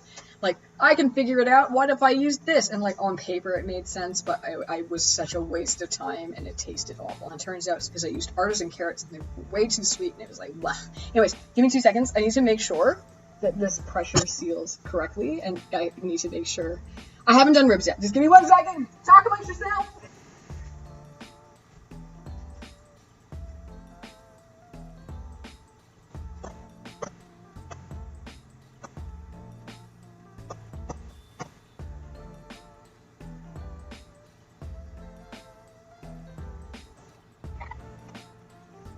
pressure! It closed! Hooray! I'm back. Sorry. Haven't done ribs yet. I wanted to do ribs. No, we lost someone! No! Come back! Oh, it's fine. Yeah, no, it's, I just needed to make sure it hits pressure now. I haven't done ribs yet. Want to do ribs. Might do ribs this summer, if we can find some that are on sale. Yeah. But no, I've heard that ribs in Instant Pots are, you're missing out if you haven't. Well, I have made in the Instant Pot, it's not regularly, but when I can, is pho. Homemade pho. Oh, so good. So good. Let's see, what are we talking about? I think I started shying away from cooking back when I was losing weight because I'd make elaborate meals that took 3 hours to cook and they always ended up tasting bad because I'd make bad substitutions. Oh no! Oh, okay, that's, the thing is that is so frustrating is because that's kind of how you have to learn, is you have to make those mistakes, and sometimes they are costly mistakes. Both time and money and just, just motivation and all that stuff. But here's the kicker is that now with the internet, we have so many resources that we can go to look at to find substitutions so we don't make those mistakes. Cooking is a wisdom-based skill. I would argue it's wisdom and intelligence because there is the book element, but I think that it is also a wisdom-based. Let's see. There's more to this story. Why aren't you scrolling properly, you silly thing? Sorry, it's so frustrating. I'm trying to just, why don't you just let me scroll? Oh, there's something up with it. So nowadays I only do simple things because I got frustrated taking so much time, and then you added, I'm so sorry, I'm trying, and yeah, oh my gosh, I don't know what is up with OBS today, but the scrolling function, she is fighting me right now. Oh my gosh, why are you acting up, you silly thing? And back then there was so little good substitutes in the grocery store, even if online was harder to come by. The whole dairy-free thing has taken off a lot in the last few years. Yeah, like, it's one of those things, like, cooking is, first of all, there's a lot more stuff online now. If you have any sort of dietary requirements, it can be really challenging. And also, there is, as Dan said, I do agree, for the most part, that it is a wisdom-based skill. Dan did reference. I think there's also an intelligence skill as well, because, it's that book end of things. But, anybody can read a cookbook and put it together. Really great cooks are able to launch off that and use what they have in their surroundings and kind of, think on the fly. But if you're thinking on the fly and you have a substitution, and if you don't have the experience to go behind it, and it can be really frustrating. I poured, hence the wisdom. Exactly. So yeah. To be really good, it is a wisdom-based skill. I will 100% give you that for sure. Though it is technically a crafting skill, which is often intelligence. But anyways, I'm not going to jump on that thing. But I think you are correct in that. But yeah, no. It's an experience thing. It's a resource thing in terms of information. It's time. It's money. It's one of those things that now, in my personal opinion, I think you should try it again. There's a lot but I think once you know it's worth it. Yeah, there's a lot to know, but I think once you know it, it's worth it. No, I think it is, for cooking. And it's one of those things, if you don't know, you can look it up. And that's the internet and social media is one of those things, it's such a mixed bag of really good and not good of things, but when it comes to resources for education and learning, quality education and learning, there's a lot of good to be had. And it is worth taking the time to learn it. Is one of the reasons why I've very much enjoyed doing this channel, is because I've had people who were like, I had no idea how to do that. That's really cool. I like that form. And, I'm not even like, I'll be honest, I lived at home until I was 25 and I didn't do too much cooking. Most of it was my mom cooking. Now, I could cook, but it was one of those things I just didn't do super often. And then even when I got married, at the beginning, I was cooking and roasting and doing all sorts of stuff. But over time, I just sort of wasn't mentally able to kind of put all of that together in real life. So a lot of it was Kyle doing it. Now he has, like, he's very good at some basic things, and he has some skill. Like, you should see him with a knife. It's pretty impressive. He can slice and dice like a pro. But it's one of those things that I just kind of picked it up because it's just therapeutic in a way. It's like a craft, and you're building something that you get to eat. It's like, you know, that's cool. But it is definitely something that I found that I do have talent in to a certain extent. And you know, I figured I might as well share what little I have, and people seem to like it a lot, so that's been a lot of fun. And yeah, there's so much good info on YouTube when it comes to cooking, and not just like last time on the stream, we were talking a lot about historical cooking and how important cooking is from a historical perspective, because there's so much history, and you know, basically cookbooks and cooking traditions are kind of like the breadcrumb path through the woods from our past to where we are now, and we can use it to look back to see how people lived, what people thought was important, what people had access to. It's really fascinating. It is a fantastic resource that we have to be able to look back and see cooking, and to see how things also haven't changed at the same time. You know, you look at, you know, nowadays with technology and everything, we can get spices and we can get all these things that back was like more valuable than gold, some of it.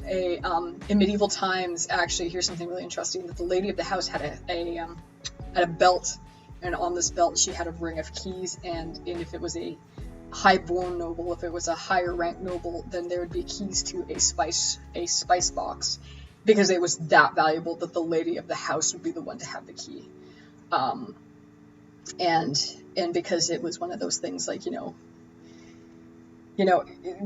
it's one of those things that people say, like, women didn't have power. Oh, they did. It wasn't, you know, the same that men had per se, but, you know, she was the one in charge of and was responsible for probably one of the most expensive things they had in the house, and that was the spice chest, and it was her job. And it was one of those things, like, it was a big deal.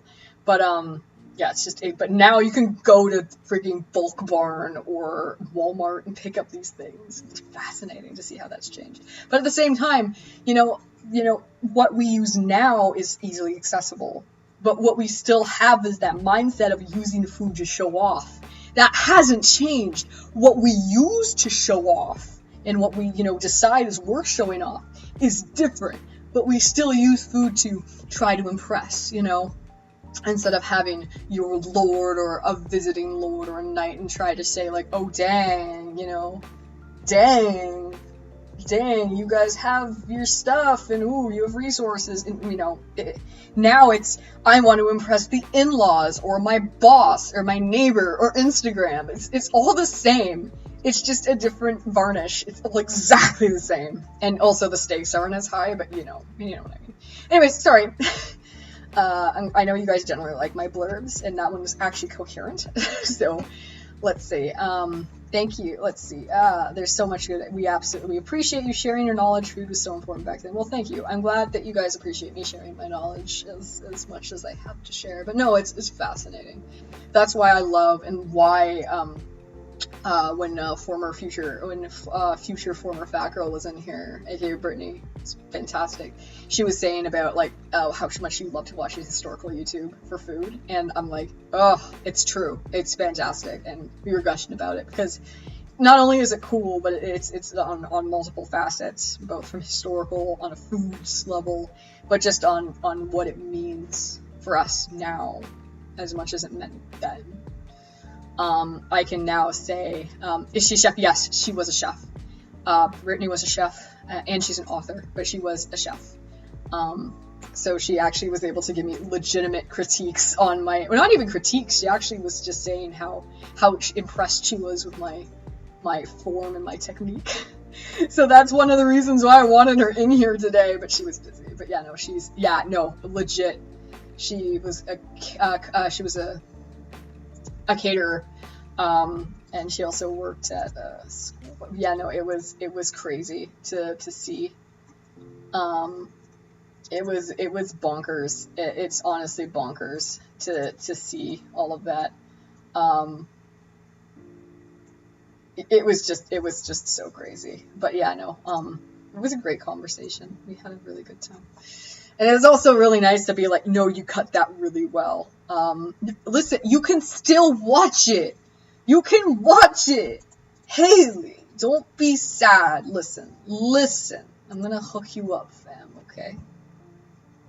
I'm gonna try and hook you up, fam, okay?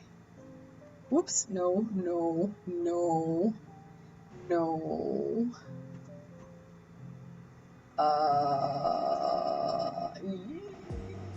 Where are my views? Shoot. I can't get to it right now.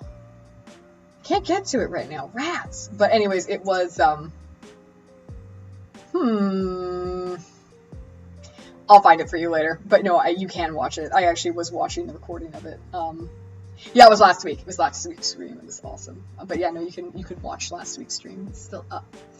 And we had a great time. We talked about community gardens and food deserts and historical cooking and the implications of historical cooking.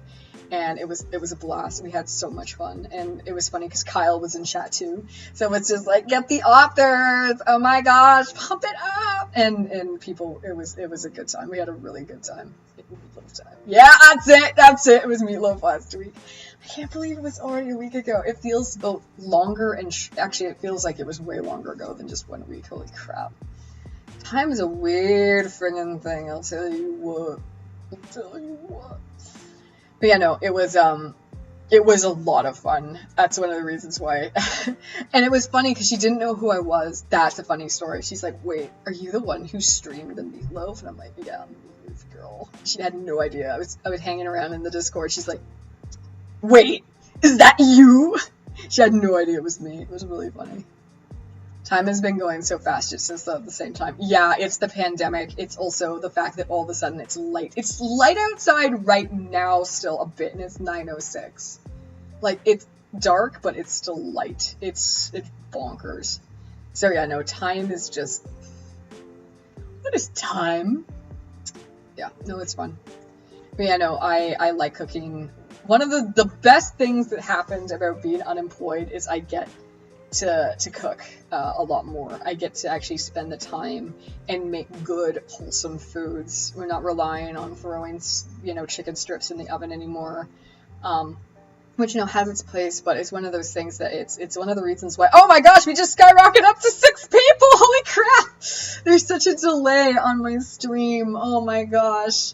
Time is the difference between eating your food and breathing it instead. That's true. Anyways, hi, welcome. We just put our lovely, lovely pot roast, which was actually more of a French braisier, into the Instant Pot, and we're just hanging out while it pressure cooks. So yeah, stay a while, chaps. Follow if you haven't. We generally have a good time. I think so. I'm biased. Whatever. Just, if you want to hang out, please do. I like talking with you guys. We have a lot of fun. But yeah, I know there's people. Hello, welcome. Say hi in the chat if you don't mind, so I can see who's here and I can say hello to you. You don't have to if you don't want to, if you're not able. But it's kind of cool just to say hi. But yeah, no, last stream was friggin' awesome. But oh right, what I was talking about was being unemployed, and one of the upsides was making really good food at home and not relying on frozen things, and it's honestly made me feel better. And it's one of the reasons why we are having a good time. I'm very biased, but yeah, drop that OBS! Obese to beast! Put it in there! But one of the reasons why I want to work from home is not only because of my, my challenges, which I will not go into, both, up in here and the rest of me, but also because I feel like I do like being at home. And, I want to continue to work. But I also, want to be able to provide good food for myself and my family, even though there's only 2 of us. I want my husband to eat good food, and I like making good food. I feel like it's a part of my job. It's a service I want to provide, so that, it's fuel in the tank. And I want to put as premium fuel in that tank as I can. Because, I work out. I want to make some gains, man. I need that protein, and that takes a little time to cook, and that's all fair and fine, but that's one of the reasons I want to work from home pretty bad. Like, there's a lot of reasons why I want to, but that's Being able to make good food at home is definitely one of those things. It's so hard to cook well sometimes. Yeah, it's hard to cook when you're not at home. When you're working from home, you don't have to be like in there all the time. You just can take stuff out ahead of time. You can get up and just take it out of the fridge and then get back to your job. Like there's just more you can do. And it's changing now because of COVID. It's really changing now to be more mobile. People are realizing how doable it is for a lot of positions, and workers are proving time and again how efficient they still are. It's saving people money. It's saving people sanity. It makes sense. Not for everything, obviously, but for a lot of things. And, I mean, I hate to say it, but friggin' called it. I'm just hopeful I'll be able to grab something in the future. If not, I have a kind of backup plan, which isn't ideal, but we'll see. I don't want to say anything, but I'm working hard. I'm really trying. But yeah, no, cooking is fun. You need to eat to live. Yay. And good food helps you to live better, because good food tastes good, and when things taste good, it makes you feel good. So I'm making this tasty food. Actually, I have the calories for this one. Actually, I can talk about that too to see if it's anabolic. And what's anabolic? It just means builds muscle. Fun fact. That's all that means. Like anabolic steroids to steroids that helps build muscle. That's it. That's the term. That's literally what it means. So if I go to, I don't want to add. I want to go to. If I go to pot roast. No,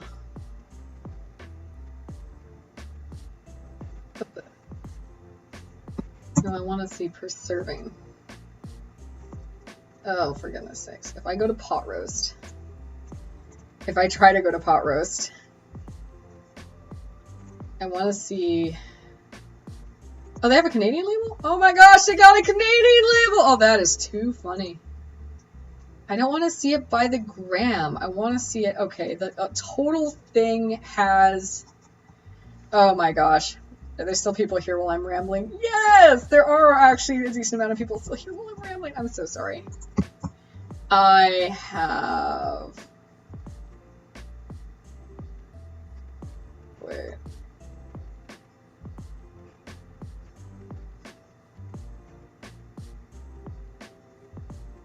Oh, mushroom soy sauce, that's why I put them. What the heck is this? When did that get added? Sorry, I'm just looking at this and I'm trying to see what on earth. Oh, it's not letting me. Let's add a serving size. It's being weird. Yes, I want to get rid of that. Why is it? No, I don't want to save that. I want to go to pot roast. It's only showing me, for whatever reason, 1 gram, even though it says servings per recipe is approximately 8. So you know what? We're going to add an approximate 1 serving of this, just because, why not? Why not? I want to see 1 serving. So 1 serving, if you assume 8 servings, is 497 calories with 45.9 grams of protein, 34.4 grams of carbs, and 17.3 grams of fat. It's a high protein meal, and it is delicious. Now again, it's not going to be exactly the same this time because the measurements aren't going to be 100% every single time, but it's close enough. And it's tasty. Tastes so good. What's really nice is if you have that in your nice big bowl and then you watch the Tudors and you have some wine and you feel like you're bougie. Because they would eat stuff like to me, this is such an old school kind of dish. Yeah, I made it fancy with braising and all that stuff, but like it's really, it's just good. And I mean, I love the Tudors, so just throw that bad boy on and eat a big bowl and eat wine, drink wine in your fancy glass that you had on your wedding. I have the coolest wedding glasses. we ordered this. Actually, I'm gonna see if I can find the website and actually post it in here because it was so cool. Basically, what happened was I wanted to get these like goblets, these cool wine goblets, like these they're like stem custom copper, and they were from Australia. And the guy like hand wrote on it in beautiful calligraphy with care instructions and just wrapped it. It was incredible. Like the guy, I haven't shouted him out in forever, and he honestly deserves all the shout outs. So let's see, pewter custom wine glasses Australia. Let's see if I can find it, because it was honestly the coolest thing. I think I found him. He's decently obscure, but honestly, like, he had the coolest stuff. Like, he did the neatest thing. He has his phone number on here. What an absolute champ. Yeah, no, it's Graham Anthony Pewter, and he does the coolest stuff. We got the Celtic knot wine glasses, and it was just so worth it to order from him. And yeah, I know, it was so neat. Here we go. There we go. Sorry guys, I know, but I figured I'd just shout out another creator because why not? But no, it was just so cool. But just one time we decided to take out our beautiful glasses, and yeah, no, the one we got was the Celtic wine glass. Just because we had a lot of elements from, because Kyle's family is a background, is a lot of it is Scottish. So what we wanted to do was kind of honor that history, and also I love kind of medieval fantasy and stuff. So we wanted to kind of mix, like, you know, a lot of natural elements and like cool fantasy elements. So we got these glasses and we had them at our head table, and we had our ciders, because we weren't really big wine drinkers. We're still not. We drink more wine now, and we had them, and I remember for an anniversary we got them out, and we had, like, I think bowl stew, and it was a very old school medieval-y kind of thing going on. It was great. Oh yeah, those glasses are fine. So yeah, get one of your fancy glasses, get a bowl of this, watch the Tudors, have some wine, have a good time. I say all this in like my freaking dorky Zelda shirt, and I'm talking about like bougie stuff. I am an what was it? It was an eclectic. I think it's eclectic. I think it's eclectic. Yeah, deriving broad range. I am an eclectic individual. That was it. There we go. But yeah, no, those glasses they're so dope, and just the fact that he hand wrote walking contradiction. You betcha. He just the amount of care that he put into the wrapping and the shipping, and he like messaged us, and it got here so fast. Zelda can be bougie. I would love to. I actually have one of the nerd cookbooks that have some of the recipes in there. So I think oh no, my friends are playing Code Vein now. If you guys don't know what Code Vein is, it's basically oh no, they're all playing it right now. Oh no. Oh, what are they doing? It's basically anime waifu Dark Souls, and it's a blast. It's so weird. I need to get a controller for it. But yeah, no, Zelda can be bougie, especially with a lot of the things you can cook. Jeez. Sorry, bird spaz. A lot of the things you can cook with it. I don't know if you guys know about Twilight Princess, and if you play Twilight Princess, great. If not, minor spoiler warning. Very, very minor spoiler warning. But there's this ice level where you go to like this castle that's like a ruin that has these people, we'll call them, living in it, and they are one of the people is sick. So the big boy of the two asks you to help him get ingredients to help the little one in there feel better, and you make this like pumpkin goat cheese fish stew. And someone actually made this thing in a pumpkin, and it was like, it looked like the most bougie thing ever. So Zelda, as you correctly said, can be bougie. Twilight Princess, I really like Twilight Princess. I really do. It has its issues. I don't know. It's definitely up there, but I think that I like the tone. I like the story. It has its problems, but I did quite enjoy Twilight Princess. Yeah.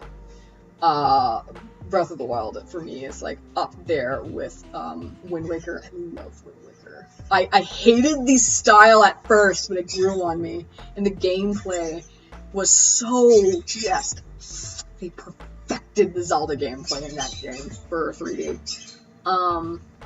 They really did, and with the whole idea of the ocean setting, was so cool. It's brilliant. That's up there. Majora's Mask is up there. Ocarina of Time, I've got some bad blood with because I ran into the basically the game-breaking error in the water temple, where if you move the block in the wrong way, you are locked out of the game entirely. You cannot proceed because it gets locked and you can't move it. I had that happen to me twice. Good game, but just there's a reason people hate the water temple. Wind Waker was absolutely brilliant. I think that the Wind Waker, they perfected the 3D Zelda game controls. Like, not to say that, like, Ocarina of Time, brilliant, Majora's Mask, brilliant, but I really think that they knocked it out of the park when it comes to Wind Waker. And people can complain about it, like, with, the fact that it really is a decent departure in terms of the setting to a point, and, of course, the style and the art style. That's fair and fine, but the controls with the Z targeting and all of the Z targeting, like, I really think they perfected it in Wind Waker. Like, brilliant. And I love what they did with it. And of course people will bitch and complain about the Rito and the Zora, and it's like, oh no, it's salt water, we can't live in that, let's turn into birds. Like, okay, I get it, that's stupid, okay? But I love Wind Waker. Wind Waker is definitely up there for me. Just that sense of the scale, the sense of adventure. It was still Zelda while being a different enough Zelda, in my opinion. Like, they still held true to the core of adventure and the importance of music and exploration, and but they made it just grander and bigger compared to the N64 games. Like, it was just so perfect. The sound, just the music that they used when firing you off the catapult against the wall. Like, you felt every 3, 2, 1, where just, you see him bracing for it, and the music, and the boom, boom, like, just, and, like, the crescendo, and then when you slowly slide down the side, and then Tetra's like, oh man, sorry, your aim's garbage, oops, now it's a sneak section, like, just, ooh, it was brilliant. It was absolutely brilliant. It's definitely up there as one of my favorite Zelda games. Breath of the Wild hit different. Breath of the Wild hit different, and I actually wrote and recorded a script for a YouTube video just about Breath of the Wild and how incredible and in a lot of ways subversive it is when the hero loses, what happens. And it just, I really went in there and dissected it, and it was just, it's brilliant. It is so good. It is so good.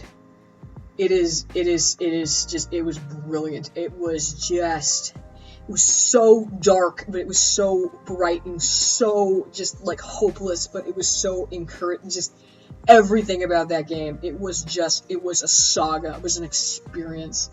I cannot recommend that game enough. I can't. It makes me emotional just thinking about it. The music was perfection. The style was so cool. The storytelling, the way that they did it was so different compared to a lot of other Zeldas, while still being very, what's the term? Basically very dedicated and still held to the core of it, while being different enough. The setting, I loved what they did with the setting. I love how they tied it into the other games in such a way that it is directly linked to the other games without it being in your face. loved how they did that. If you haven't explored Zora's domain and read all of the stone tablets and you read stuff about Ocarina of Time in its canon, the way that they have it all linked together is so seamless, and it feels connected without it being put in your face. It's brilliant. They did such a good job with the characters. I was nervous for the voice acting. I was very nervous, I'm not gonna lie. I was really nervous about the voice acting, but they nailed the voice acting. And there's not too much of it. There's a perfect amount of voice acting in that game, and the voices that they chose were so in line with the type of characters that they were. That particular Zelda, I felt like was the Zelda that they always wanted to put forward. I think that they really made...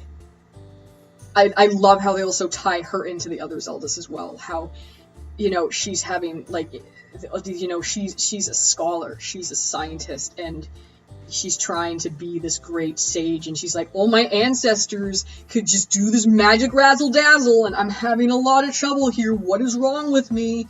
That was, and so she's referencing the other Zeldas in the game, and they even reference Ocarina of Time, and it's fantastic. It's so fantastic. It's all just so brilliantly linked. I can't, you know, I will complain about, like, the durability of weapons and stuff like that. You know, it wasn't perfect. It was as perfect a game as it could be, because you can't have a perfect game, but you just can't. There's always going to be something, alright? Like, it's, you know, I got annoyed by the Yiga clan a little bit at times, like, oh, come on, you know, a little bit. Like, there were some things that were like, ugh, some of the puzzles were a pain. I did miss the idea of, I missed some of the traditional dungeons. I do like what they did, but I do miss having some element of traditional dungeons. I thought some of the DLC was BS. I'm sorry. Like, I loved the story elements that it added, but some of the actual play was absolutely trash. Ugh. Just some of the control schemes, most of them were brilliant, but in terms of deflection and stuff, it wasn't clear. So for the entire playthrough of the game, I didn't know that you could reflect stuff. The laser beams off your shield, I had no idea about that. It was not clear. It's one of those things, like, it was not perfect, but it was as close to a perfect game as I think a game can be. Would be the treasures. After a while, it felt like it was not worth going after them because they really increased in power. Wasn't worth it. Yeah, it's one of those things, like, I love the idea of the DLC. I found it was, like, I love the stories of the DLC, and I really don't mind the DLC, but some of the puzzles were so obtuse, like, we had to look it up. And we're good with puzzle games. Like, we've, you know, Kyle's an N64 kid. He was able to figure stuff out, and, you know, and I was able to figure stuff out, but it was just, you could just go to the castle and get great weapons right away. Yeah, and a lot of people do. Like, it's one of those things, like, it was as perfect a game, really as perfect a game as you can make it, really, in my opinion. And my thoughts are very similar for Horizon Zero Dawn. Both of those games are as perfect as you can possibly make a video game. Like, I actually probably have fewer complaints about Horizon Zero Dawn, but I would both say in their own right, they are both as close to perfect as you can make them. Brilliant games. I'm here too, PEWtine! I know. Tiger Uppercut, you had to understand. We are cooking. We have cooked. We are waiting for things to finish cooking. So right now we're talking about video games. But this all stemmed from talking about cooking, and because there's cooking in video games. And we talked about making things bougie, and yeah, it's kind of descended. Bottom line, Breath of the Wild is brilliant. Bottom line, Horizon Zero Dawn is brilliant. I cannot praise those games enough. Like, just they're just perfect. As perfect as you can make a game, in my opinion. Yeah, the cooking was, I loved the cooking in Breath of the Wild, and we actually made notes, and, like, it was so funny with the recipes because we're so desperate to do something. We still haven't finished it 100%. Like, there's still so much in that game to do. We were trying to figure out, I need this amount of salt and it's this kind of thing, and it was just, some of it, there's a slightly random element with the cooking, which I thought was brilliant, because you can use the same ingredients with the same ranking and get slightly different buffs, which as someone who cooks, that's what happens. You can use the exact same everything and have it turn out slightly different. And that's what happens in the game. It's perfect. It's brilliant. Oh, I sat on this chair for too long and it's hurt my butt. Oh no. Alright, funny, unrelated story time. Oh, ow. Okay, unrelated story time is that this chair, I used to be able to sit on this chair for hours playing D&D with no problem, and then I, like, leaned out. So now, and it was funny because our friend who would sit in this chair, he couldn't sit in this chair either. He's a much smaller, felt like he was a lean guy, and he would complain about going numb when he sat on this chair. Oh, geez. And I'm like, what are you complaining about? And then I got lean, and then I started to sit on this chair. Like, I was already lost a lot of weight, but then I got lean, right? So now I can't sit on these chairs either. They're nice chairs. Anyways, that's a weird thing to complain about, but yeah. Oh, but yeah, no. Oh, I love that game. I could talk about that game. I actually asked James, and when he has a moment, he's actually going to help me make the actual video component, because he was like, dang, that's good writing, and you read that really well. Like, I have a whole thing about Breath of the Wild. I could talk about it for hours. The fact that I am stopping myself is a huge measure of self-control that you can't understand. But that is hopefully what I'd like to do. I also wanted to talk about, there was something else. Oh, right, I wanted to talk about Trek 3 as well. That's a whole other thing, let's not get into that. But anyways, point being, video game food is boss, and, like, there's tons of cookbooks and, like, experiments online about how to cook your favorite foods in video games. Heck, even, like, Bethesda released, like, the Elder Scrolls like cookbook, and it tells you how to make like the soup and the sweet rolls and like this sunlight souffle, and it's crazy. And it's like, I remember we used to get made fun of for liking and imagining that kind of thing, and now it's like a multi-billion-dollar industry and everyone's trying to get in on it. And you know what, I'm not judging, but it's like, y'all could have thought it was cool, like, a few years ago, man. That would have been nice, but you know what? Welcome to the club. Yeah, so that was cool. It's just, yeah, I know, it's nuts. My husband, actually, this is actually relevant. He has these 4 substitutes for D&D that are all themed on taverns and inns. And he actually has fantasy menu items in them and talks about the theming of the food that they serve. It's hysterical. I'll actually pull it up, but yeah, no, he talking about like food and fantasy and stuff. It's honestly, let's see. Hopefully I'm not logged in on this anymore. Is that the main website or is that the Shopify? Yay!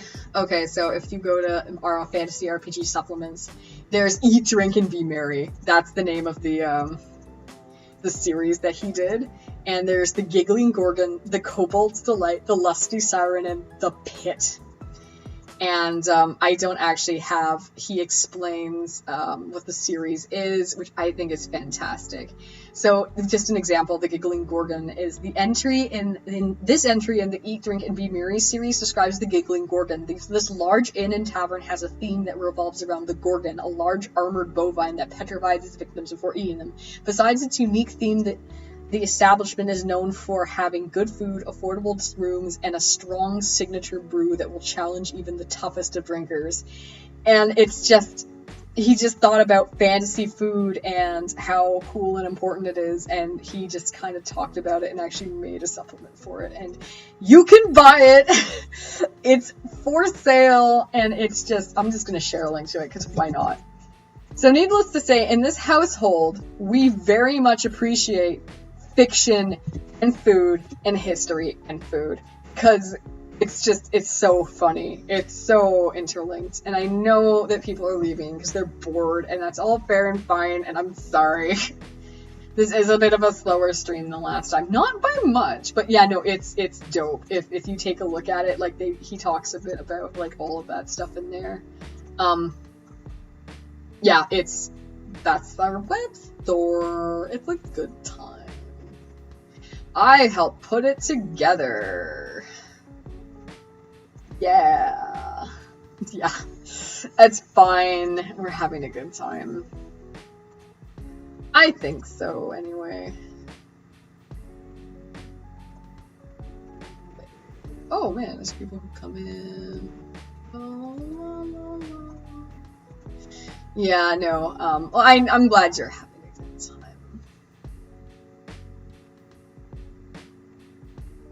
Oh my gosh, that's so funny. Oh my gosh, I was down to talk about Breath of the Wild. Yeah, me too. Like this, it's just such a blast. Oh, I love Breath of the Wild. I also can't wait for the sequel. I'm nervous about the sequel because they have so much to live up to. And it's just one of those things, like, they just... To be fair, Nintendo has always been good about reaching that bar. Like, they scrapped the entire, like, next Metroid Prime game because it wasn't up to their standards. And they were like, we're gonna just do it again. Like, Nintendo, and they were like, it'll come out when it comes out. We're just not going to talk about it until it's closed. So I know that they're going to do as best of a job as they can, especially for the Zelda series. Like, they've really, for the most part, they really make sure that it's just so. But yeah, no, for Metroid, they had an American developer working on it, and they were like, hey guys, they had like a Nintendo Direct that was just the director bowing and apologizing and saying we're just going to scrap the whole thing and just do it from scratch because we were not happy with it and we're going to do it right. In-house, different developer. No, they took it from the developer and gave it to the ones who did it Prime. The original Prime series. And like, yeah, it was, yeah. And it was very, very Japanese. He's like, I'm very sorry, we apologize, but we want to give it the best that we got. So I trust Nintendo. To, like, most developers, I don't trust as far as I can throw them. At all. Like, I really don't. Like, Square Enix with the Final Fantasy and Kingdom Hearts, like, that's a hot mess. Like, it's become a meme at this point. Bethesda, I trust them to put out good story and cool stuff, but it's gonna be buggy. I'll know they'll fix it. I trust them. I know what I'm gonna get at the beginning. But yeah, like, Ubisoft... like all of that stuff, all the things that happened with Mass Effect, all the things that happened with a lot of AAA, EA games, like all of it, it's like, I just don't trust them. I just don't. I'm sorry. I don't. The only one, like I said, who I really, really, really trust to get it right. A lot of the stuff actually regarding God of War actually has been, that developer has been like, it's just one of those things. The one that I feel the safest with is Nintendo, just because like they're willing to do whatever it takes for it to be good. Delay, they don't put too much out ahead of time, they scrap if they need to scrap, like dang. So I trust them. I just hope that they know how high the expectations are. They are high. But the fact that they were able to make Breath of the Wild at all, maybe lightning can strike twice. I hope it can. But, the team that made it, they have that team. So, use them. They have a great launching pad, too. They really do.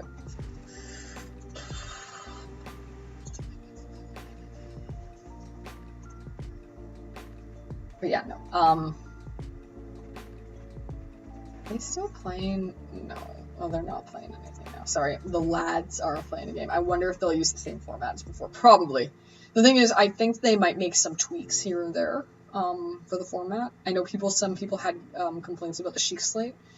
It's one of those things, I think it's a good idea. I think they might be able to, I think it's a great idea. I think it was well implemented. I think that they could do a better job implementing it, even though it was good, just to really bring it up to that next par. Open world concepts, and I'm thinking they'll create a new landscape. I don't know. I think they'll probably expand and shift the landscape. Based on the trailer that we've seen, it looks like there's already going to be some shifts in the existing landscape. So they might want to like do some more subterranean stuff. I hope that they add dungeons proper. I think based on where it seems that the story is going and what they've hinted at, they probably will be going back to a form of OG dungeon, just because of the way the set pieces and the way that the story seems to be lending itself. New landscapes, possibly. It's one of those things that's hard to say because they do seem to be focusing a lot on the Great Plains. So I think that it's very likely that they will keep some elements of the same. What I think would be really interesting is if they were to reference the regions outside of Hyrule that they've mentioned and stuff in the past. Because the map is huge, but we also know there's stuff beyond the map, and they mention stuff beyond the map. If we need to go get allies because holy crap, Ganondorf is back. Not just Ganon, but Ganondorf. Like, this thing is, like, Ganondorf is back. You know, like, you know, we need to, you know, the alliance. We need the alliance of all the lads. Assemble the lads! We need all the boys. That would be spectacular. It also would remind me a lot of the D&D campaign that I'm in. But, yeah, no, I don't know. It would be really interesting. We'll probably have a playable Zelda, or an option. It will probably be split segments, where we'll have some Zelda and some Link segments. There might be an option at points where you could do either or. It would be really interesting is depending on who you played, people would react to you differently. And I'm talking every MVC. Like, I think that they're going to take their time because I think they're going to really flesh that out. I think that they have a launching pad to go sky high. Yeah, I just think I think that they just need to smooth it out a little bit, I think. Like I said, some of the puzzles in the DLC and even in the main game were like pretty obtuse and obscure and like what... even finding some of the memory points, and we found all the memory points were really a pain in the butt. And I know that it's supposed to be a challenge and you're supposed to figure it out, but some of them were really, really like, oof, you know? Not many, like most of them were like totally reasonably challenging, like hard, but not like stupidly hard. A couple were stupidly hard, and that kind of took away from it. But is there a general time frame for the release yet? No. They're just like, we're working on it. Look at some of the stuff we've thought of. That's it. Which is good. There's been a lot of speculation, but they haven't released anything officially, which is good. That's the way I think it should be. They're playing it smart, and that's the way that Nintendo usually plays it. Like, there hasn't been a word about the new Metroid game, like, at all. Hasn't been a single word about it, and I think that that's a good thing that there hasn't been a word about it, because it's a big deal. They can't mess it up, and they are working on it. They're working on it as best as they can. I got a third viewer. I heard COVID hit that game really hard compared to this. I heard COVID hit that game really hard. Oh, really? Metroid or Breath of the Wild 2? Because it wouldn't surprise me. It was both. Just waiting. Also, hello, third viewer. We're talking about Zelda while we wait for French Brazil. Pot Rose.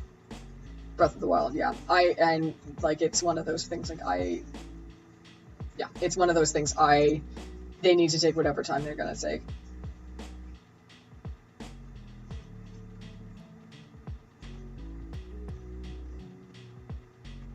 Oh, wow. Jeez.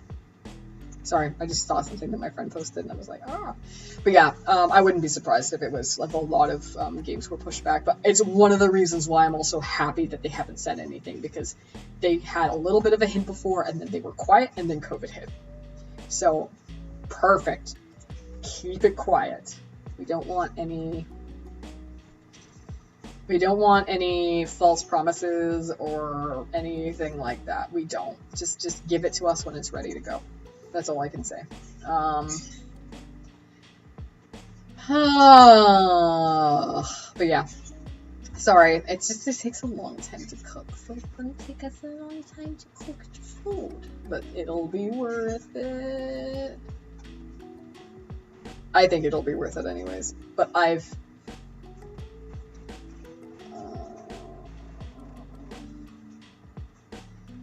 sorry. Things are going along. How long does it have left? I don't know, let me check. Oh, these chairs are killing me.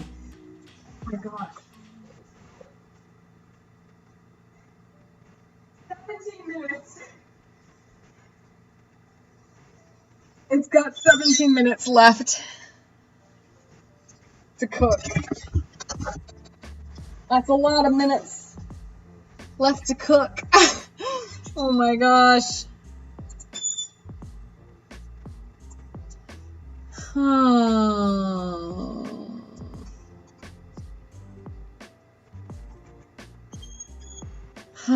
Birds say hi. But yeah, 17 minutes left to cook, which is fair and fine.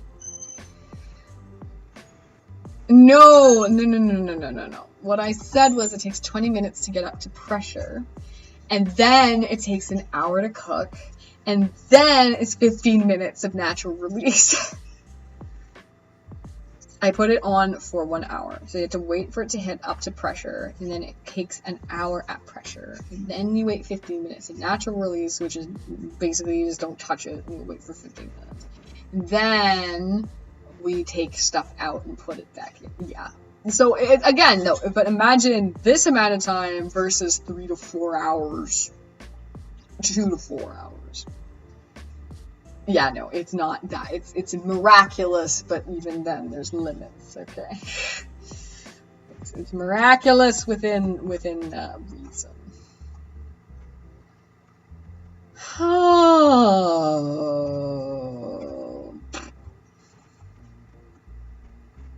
my gosh, I'm so tired.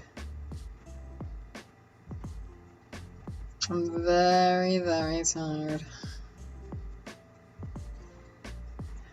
You'd think not having a job would make you, like, not tired, but I'm just very tired. To be fair, I am, like, working on stuff. I'm cooking, I'm cleaning, I'm applying for jobs, I'm studying stuff. Oh, that's fine. I know, it's already, dude, it's like, friggin' for us, it's like 9:45, so the fact that you stayed this long is pretty baller, and you've got stuff to do, so don't worry about it. Basically, it's just, well, I decided to do two things, which is one of the reasons why it's taking so long. There was the cookies, which were awesome, and then there's the pot roast, which again is a long time to cook, and then there's the kind of recook assemble part of it, which is I gotta get some stuff done before bed. Yeah, I gotta be responsible, but that's fine. Yeah, I'm just happy, there's people here to chat. I know most people are here and can't really listen too much, or can't really talk too much because they're just listening, but yeah. Honestly, not having a job feels worse than having one because of the lack of structure. I'm one of those, it's one of those things, like, I've not been, I've liked my jobs, but I've never been, like, it's hard to say. I always felt kind of like a lack of control. It's been structural, but the structure didn't help per se, so it's not good in a different way than I find my past jobs have been. It's hard to say exactly, which is, they're both, one of them is like, you're getting money, and you're being seen, you feel like you're contributing, but at the same time I don't feel trapped in a scenario that I don't have any control of. I'm not at the mercy of any sort of micromanaging or miscommunication or feeling, bad. It's one of those things, like, it's hard to really say. Yeah. And then with my recent challenges that have really, flared up, it's one of those, the extra challenge of finding a place where I'll have, enough flexibility to do what I need to do, because I can't not have that flexibility anymore. I just can't. It's infecting my health. It's affected every facet of my life. I can't do that to myself, and I can't do that to my family. I've been working very diligently for 10 years straight, contributing. So I mean, it's not like I haven't been for a very long time, but it's gotten to the point where I realize what it is that I need, and I can't make a, what's the term? Basically, I can't make that something I'm willing to give up anymore. I can't. It's gotten to the point now where I need to keep my health and on all aspects of my health in mind, and I can't make any kind of consolidations. I can't. It sucks, but it's become a non-negotiable issue, and I wish it was, but I can't. I really can't. It sucks, but whatever. So in a weird way, it's been a bit of a blessing because it's made me realize that, and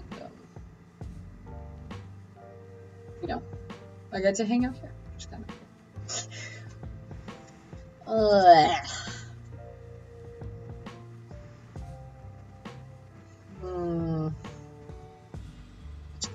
Wow, I'm honestly hungry, and I want to eat food.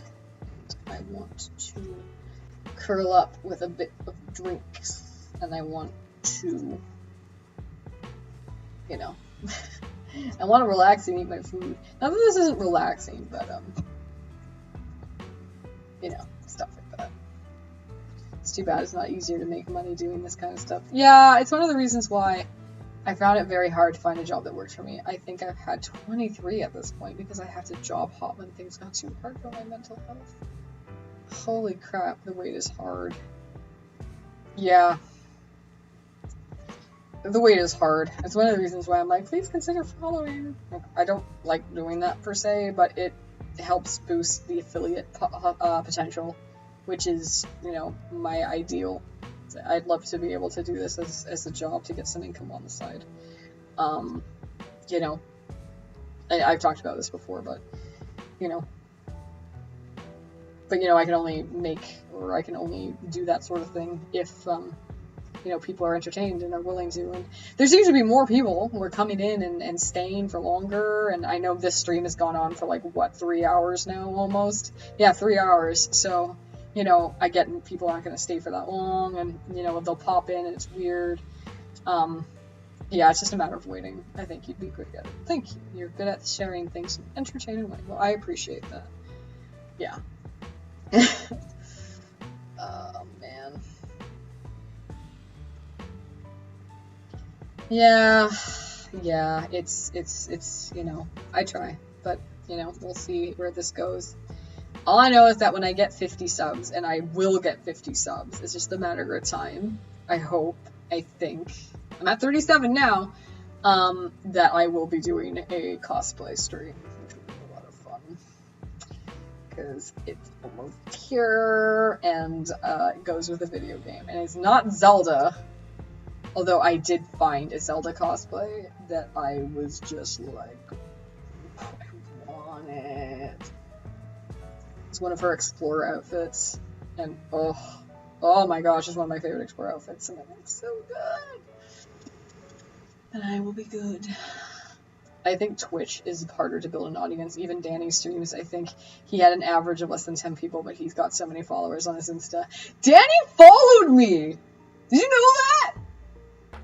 Can you see at the top? He friggin' followed me. He saw me mentioning cookies, and he's like, oh, I'll check that out. And he friggin' followed me. I don't think he came in here, but that was really funny. Yeah! So that's why I'm like, dude, where are you? He probably got busy, because he's like, you know, he's got a million things to do and all that stuff, and he's a big wig, you know, but it's just so funny to have a big wig follow me. It's like, ooh. Because, you know, maybe some of his people will be like, who's this weirdo?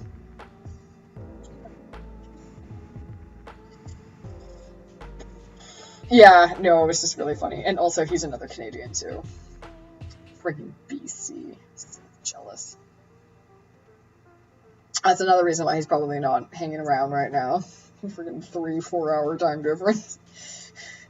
No judgment here, buddy.